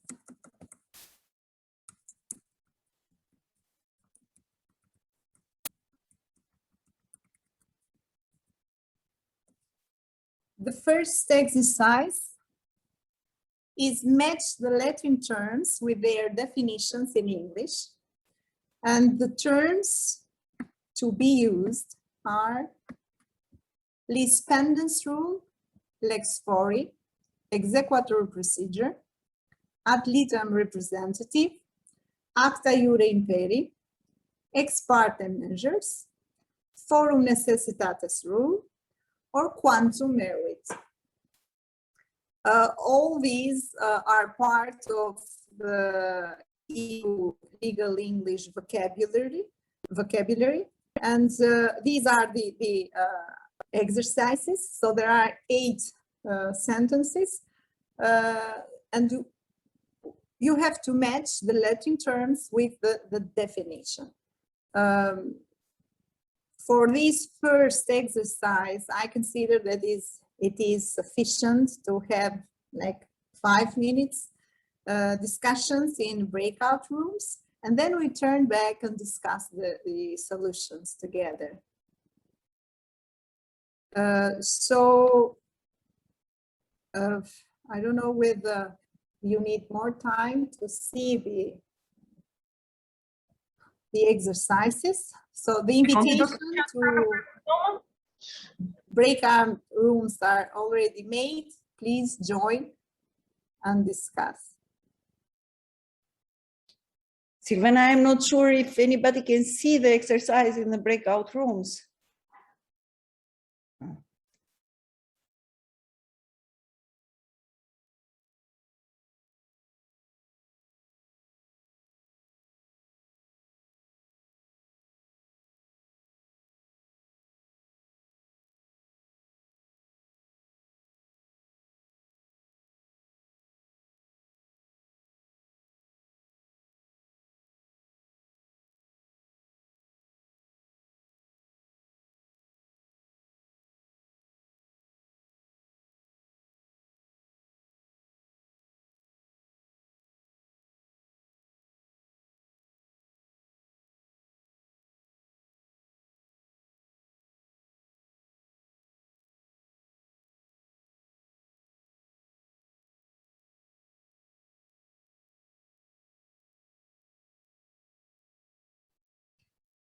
I think that Silvana, please share again the screen, because in the breakout room we cannot see the exercise. So we need more time. This is the problem I noticed. Okay, we have to keep notice. And then if we go in the breakout rooms, they cannot have access to the shared screen. Yeah. So let's stay in the main room and discuss from here. Yes, probably that is the best option. Better. So should I close all the rooms and let? Yeah, please, Viola. Can you close all sure. the rooms, and we have to remain to the main session. Sure. Otherwise, the participants would need to take note of the exercises and then discuss and come back. Maybe it would take too much time to. So we They can are already here, I suppose. So Yeah. okay. we can start screen sharing again. Thank you. So you already see the No, we don't screen? see, Silvana. Can you please share it Share again? them again, okay.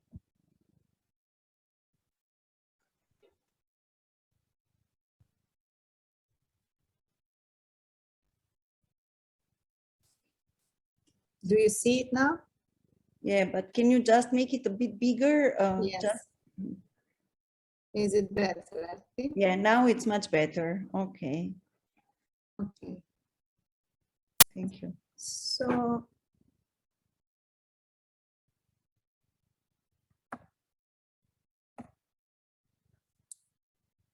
maybe we take just 5 minutes to read the definitions and then make the matches, and then we see whether any of the participants would like to give an answer, or otherwise we will together with Petrina try to solve the exercise.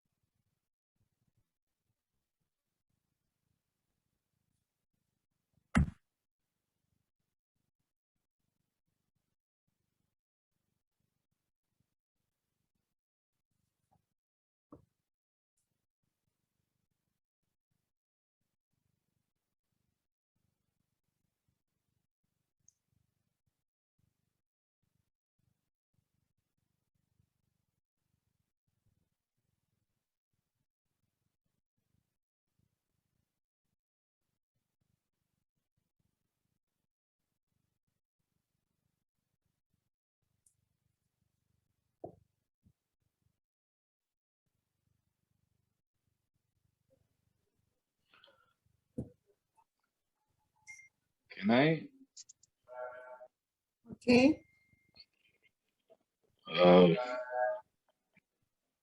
So I think the that time, I suppose, was sufficient. We already have a participant who would like to answer.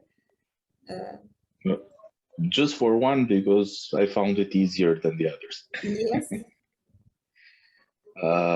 Number 2 is athlete and representative. I think. So person appointed to act for a party during the course of legal proceedings.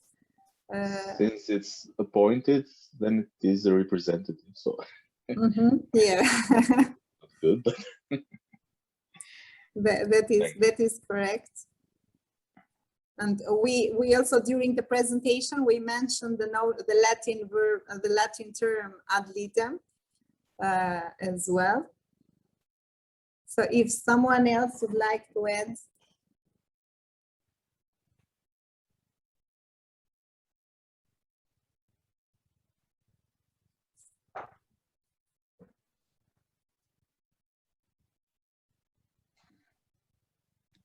About the first, who is going to take to tell the definition, to find the word for the first definition, that is a legal document permitting an officer of the court to execute a judgment within the jurisdiction of the judge who put it below the judgment. Which of the Latin terms is the exact word that has this definition.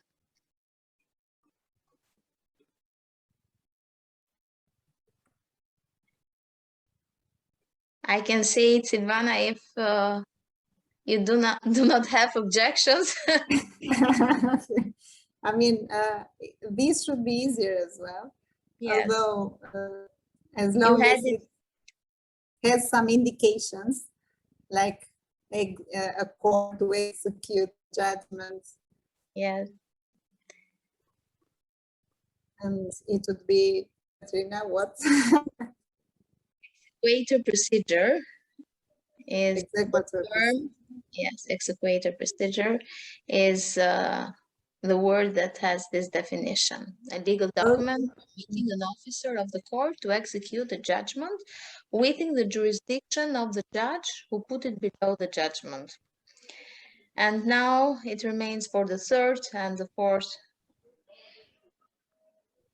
If there is someone that wants to give a contribution for this.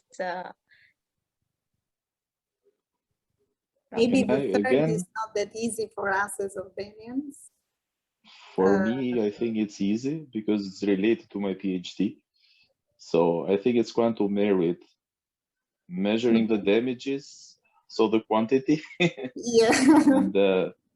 And it's related with my PhD. So for me, it's easy, but maybe next time, if it's too easy, I'll let for the others to speak.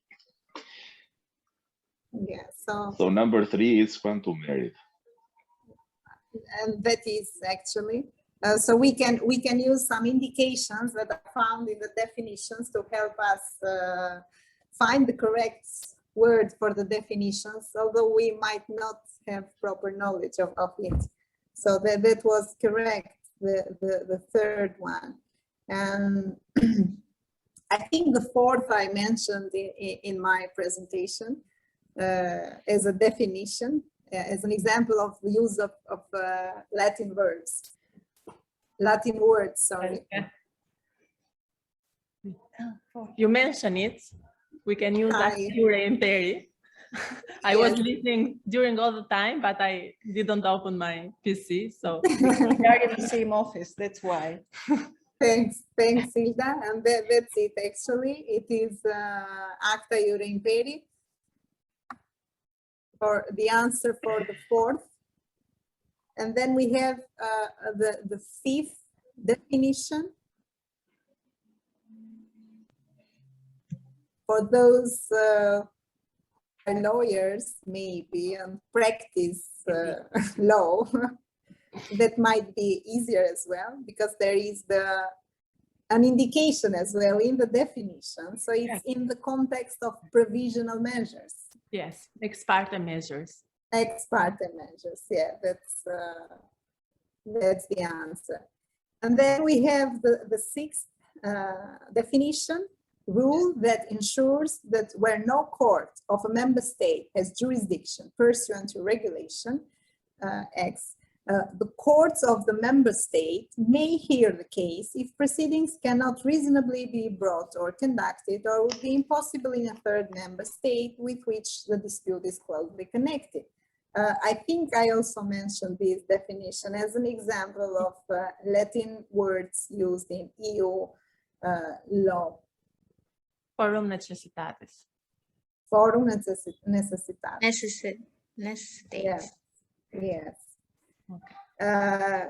And the seventh is term used to refer to the laws of the jurisdiction in which a legal action is brought in case of a conflict of laws. Lex fori. That is lex, as Hilda said, it's lex fori. The answer. And the eighth definition, it's a rule that requires that where proceedings involving the same cause of action and between the same parties are brought in the courts of different member states, any court other than the court first seized shall on its own motion state proceedings until such time as jurisdiction of the court first seized is established. Also a definition which I think I mentioned during my presentation. It looks like a civil this procedure zero. thing. Yes. The professors of civil procedure should give the answer.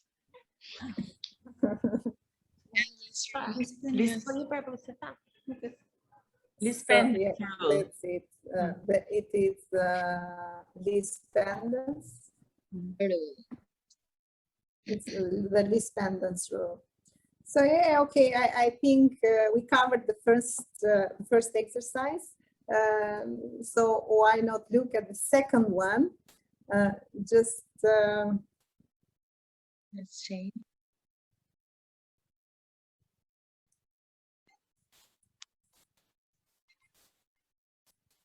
Okay, fine. So what does the second exercise require? Match the words with the corresponding definitions. And the words are accession, debtor, provision, writ, settler, winding up, liability, jurisdiction, proceedings, defendant, mutual trust, claimant, recognition, domicile, enforcement, and judgment. So in each of those sentences or definitions, you have to match the respective words. I think at least 5 minutes we can have a look at, and then we can discuss each of them together as we did for the first exercise.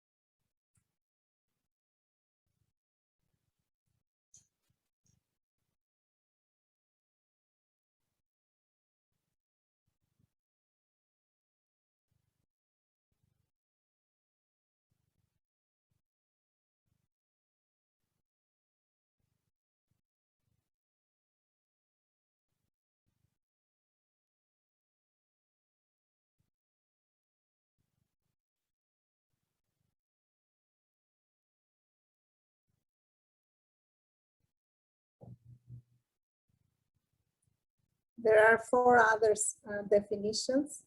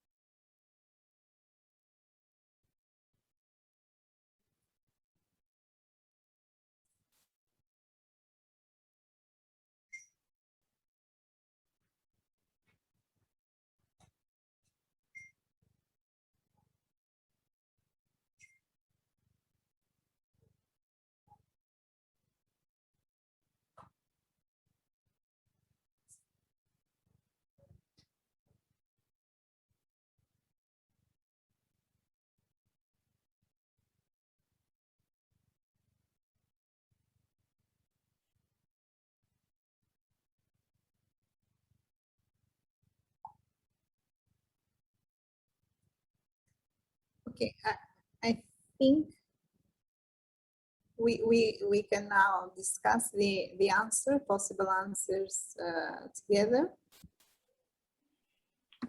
May I? Yes, yes. The first one is very easy for people coming from the Balkans. We are very familiar with the accession, with the accession in the EU. Yes. We are looking forward for many years now. So the first one is accession. Mm-hmm.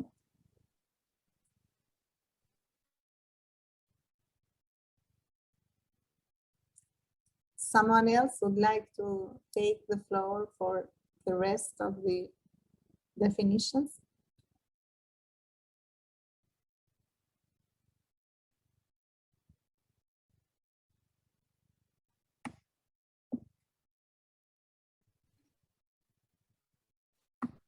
So we have now an order issued by a court or tribunal in written form. And if we just look at the words, basically we can, even if we do not know, we can find it. With the exclusion of other words. Then, Okay. yes. Then read. Read, yes. I think I also mentioned this. Yes, in the word presentation. is quite commonly used. Writ of execution is it's frequently found. Then one that makes property or financial settlement on behalf of someone else. That's again easy. What The was person that? who makes a settlement, it's a settler. Yes. As I told, sometimes there are indications in the definition, so we can easily make a guess, and that is precisely. Then we have closing the financial aspects of a firm or enterprise. This is, I think, winding up. Yes, yes, John. That's another term used. Company law, so. Yes, precisely. Then we have, thank you, a party who responds to a civil action brought against them in a court or tribunal. I also think it's quite easy for us as civil procedure lecturers, but I'm sure and for practicing lawyers. Yes. May I? Yes, you may. It's 5 and 6 are very easy for practicing lawyers and for law students, so I will go for both of them. It's defendant and claimant. Yes, yes. So basically 5 is defendant and 6 is claimant.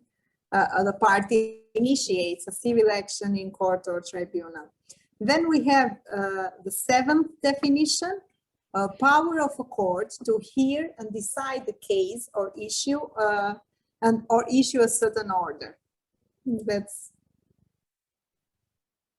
so the power that the court has. What do we translate in procedural terms? It's jurisdiction. Jurisdiction, yes. Thank you. These are very easy so far, so maybe next time make some harder. Harder. I have some harder exercises. So maybe we can just go a bit faster with these ones, and then let's see some more complex. So if someone wants just to take one by one all the definitions, we agree on that as well.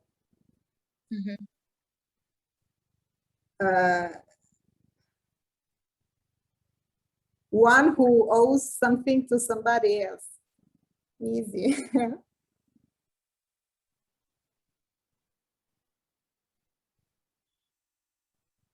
That was the debtor. If I, yes. Okay. Then we have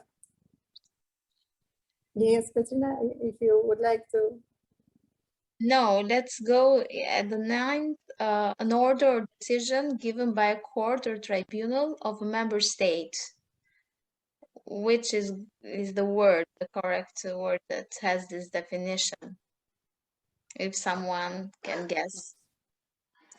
So again, it's very easy. So it's a judgment. Yeah, yeah, that's judgment. Then Seeks to ensure free movement of judgments in the EU. This is more complex. Yeah.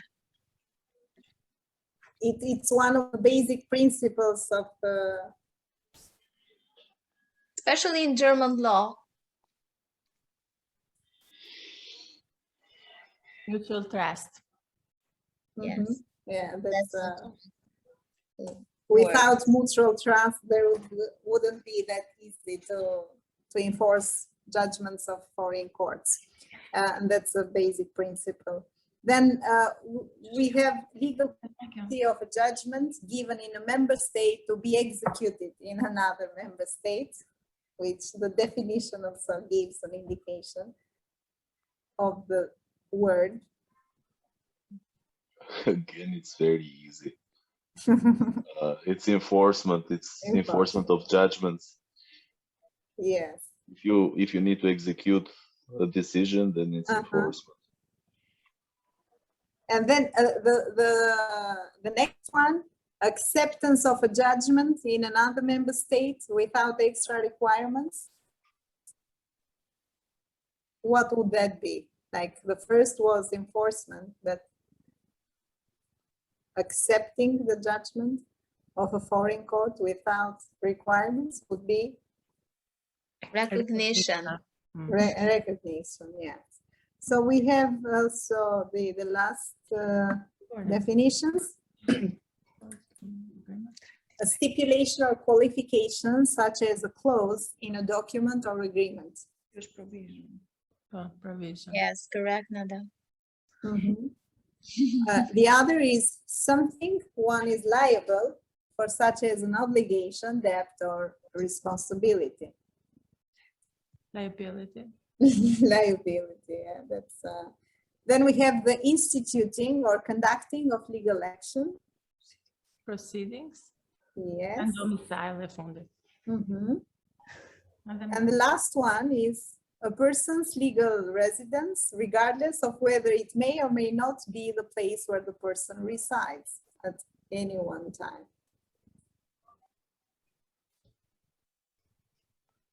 Domicile. Yeah, domicile.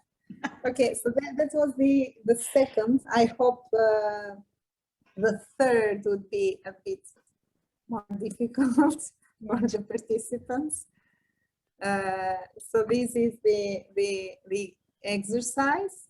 We take like 5 minutes to have a look at it, and then we come back to discuss together the possible solutions.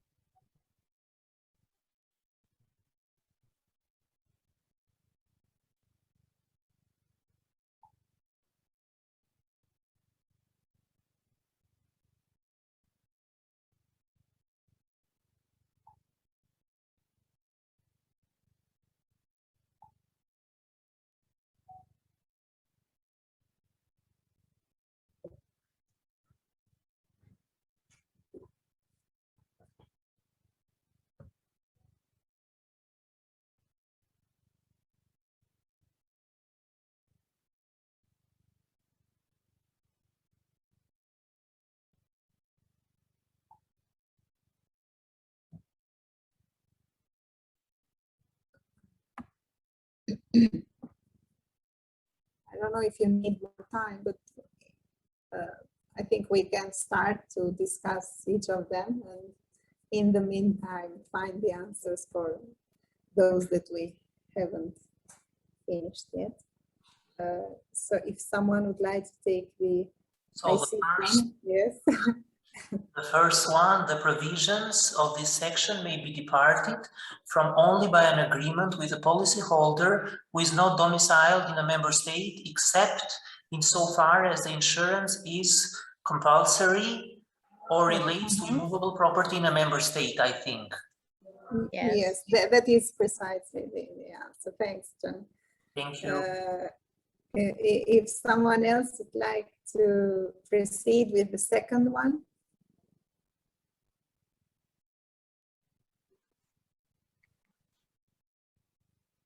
In the interest of administration of justice, it is necessary to minimize, yes? Security of concurrent. Mm-hmm. I already heard from Nada and Hilda. So basically, in the interest of harmonious administration of justice, it is necessary to minimize the possibility of concurrent proceedings. And that was the answer for the second. Then we have the third. The application shall be submitted to the court or authority indicated in the list in the Annex 2. Competent authority. Or the competent authority, and that's it.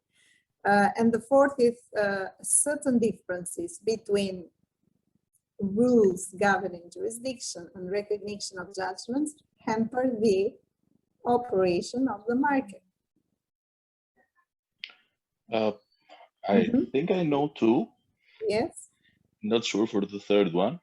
So yes. differences between national rules and the operation of the internal market. Yes. For the middle one, I'm not sure. It can be different ones. Can be sound, can be harmonious. Yes. Not entirely sure, but for the first two, yes. I also think that it can be both harmonious and sound as well. Administration hamper the sound operation of the internal market. So between national rules governing jurisdiction and recognition of judgments hamper the sound operation of the internal market, or even harmonious, and we can also make sound administration of justice as well. They are both possible. And then we have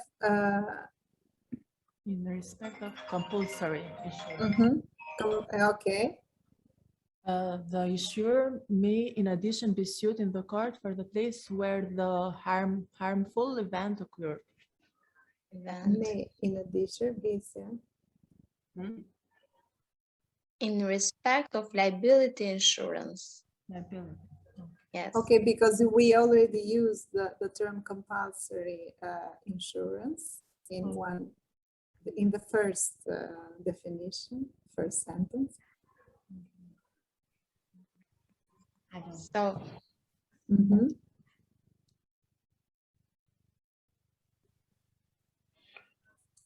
May I for number 6?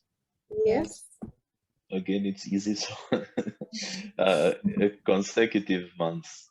Yes, 6 consecutive months. And then the 7th, preliminary questions such as capacity. Legal capacity. Yes. Maintenance obligations. Maintenance obligations. Or any other. Participating member states. Yeah. Or any the other. Last one, yeah. Ancillary, no. Yes, that is the what has remained. Ancillary measures. So this is the word that's ancillary measures. should be determined by conflict of law rules applicable in the, as Ermal mentioned, participating member state concerned. Yeah. So I think the level of difficulty has not increased that much. And I'm sure that the next two exercises will be even easier, but yeah, interesting to cover them anyway. And then we will focus on some exercises concerning the EU PP regulation. So the fourth, maybe we just spend 2 minutes to read them, and then because it's short. So use the verbs below to complete the sentences. Change the form of the verb if necessary. So we have to use verbs now. Before we had adjectives. The verbs are oblige, arbitrate, evict, adjourn, rescind, and settle.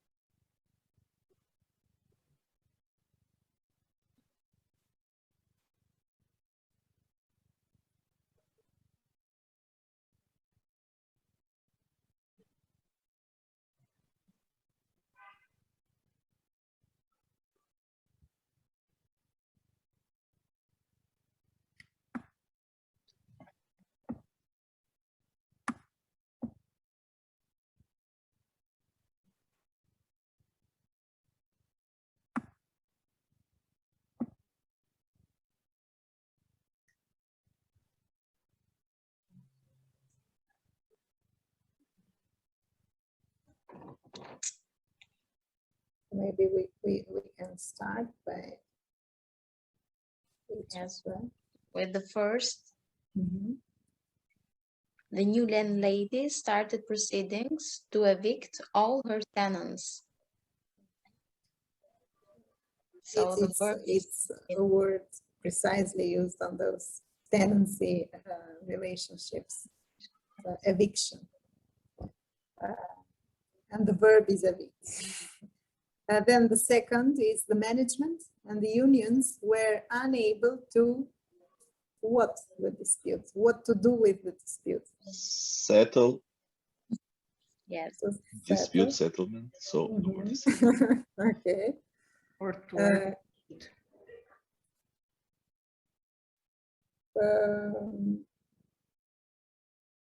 because it can be to arbitrate, but it can, in a way, we have another sentence which precisely relates to arbitrate, because we there we find the notion tribunal. I think it's really settled because it's a dispute between management and unions. So it's an internal dispute and internal dispute mechanisms. And that's why I'm pretty sure it's settled. It's a company and the unions of the company or the syndicates that, that are unable to settle a dispute or are able to settle a dispute. Right. And the third would be, it was necessary for the parties to request the tribunal to what does an arbitral tribunal do? Arbitrate, yes. The contract, the company to purchase a premium amount of goods each year.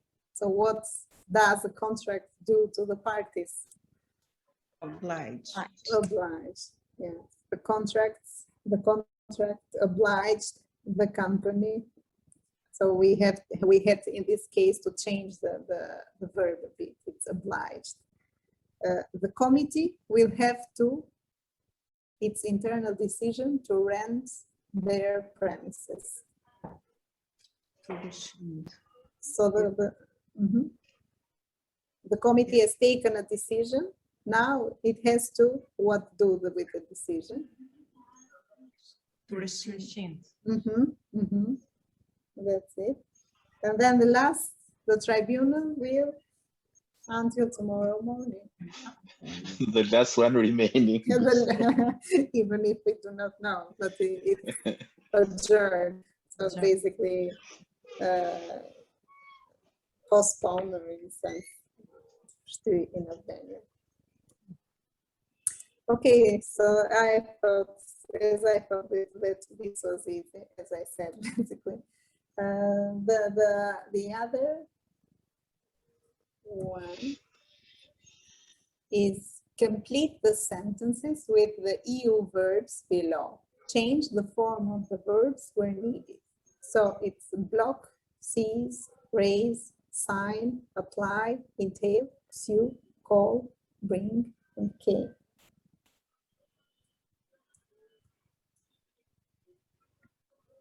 So we can just also take like 2 or 3 minutes to have a look at this, and then we can come back to discuss together.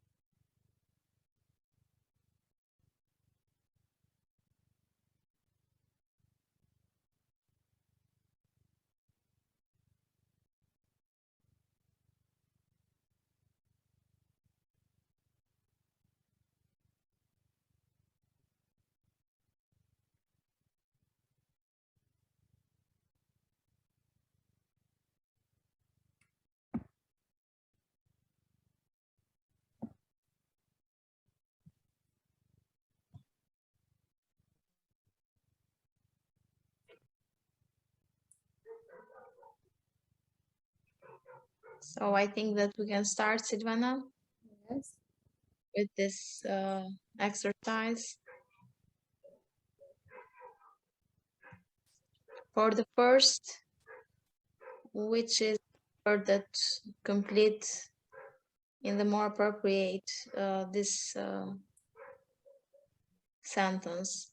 The court of the patent infringement in each of several jurisdictions may high cost for the victims. The court seized of the patent infringement in each of several jurisdictions may entail high cost for the victims.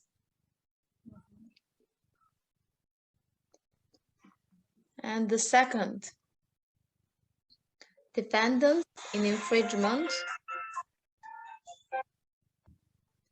proceedings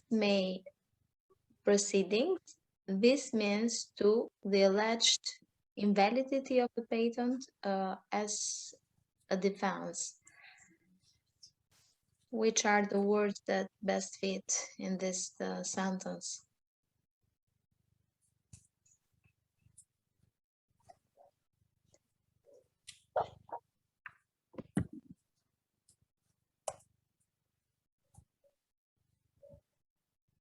Defendants in infringements proceedings may block proceedings. This means to raise the alleged invalidity of the patent as a defense. And about the third, the use small.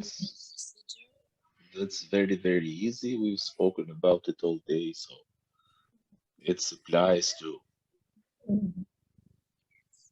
Yeah. Nice too, but there is only a problem with this sentence that the value now is not 2,000 euros, it's 5,000 euros. 5,000, yes. It's a bit outdated. Yes.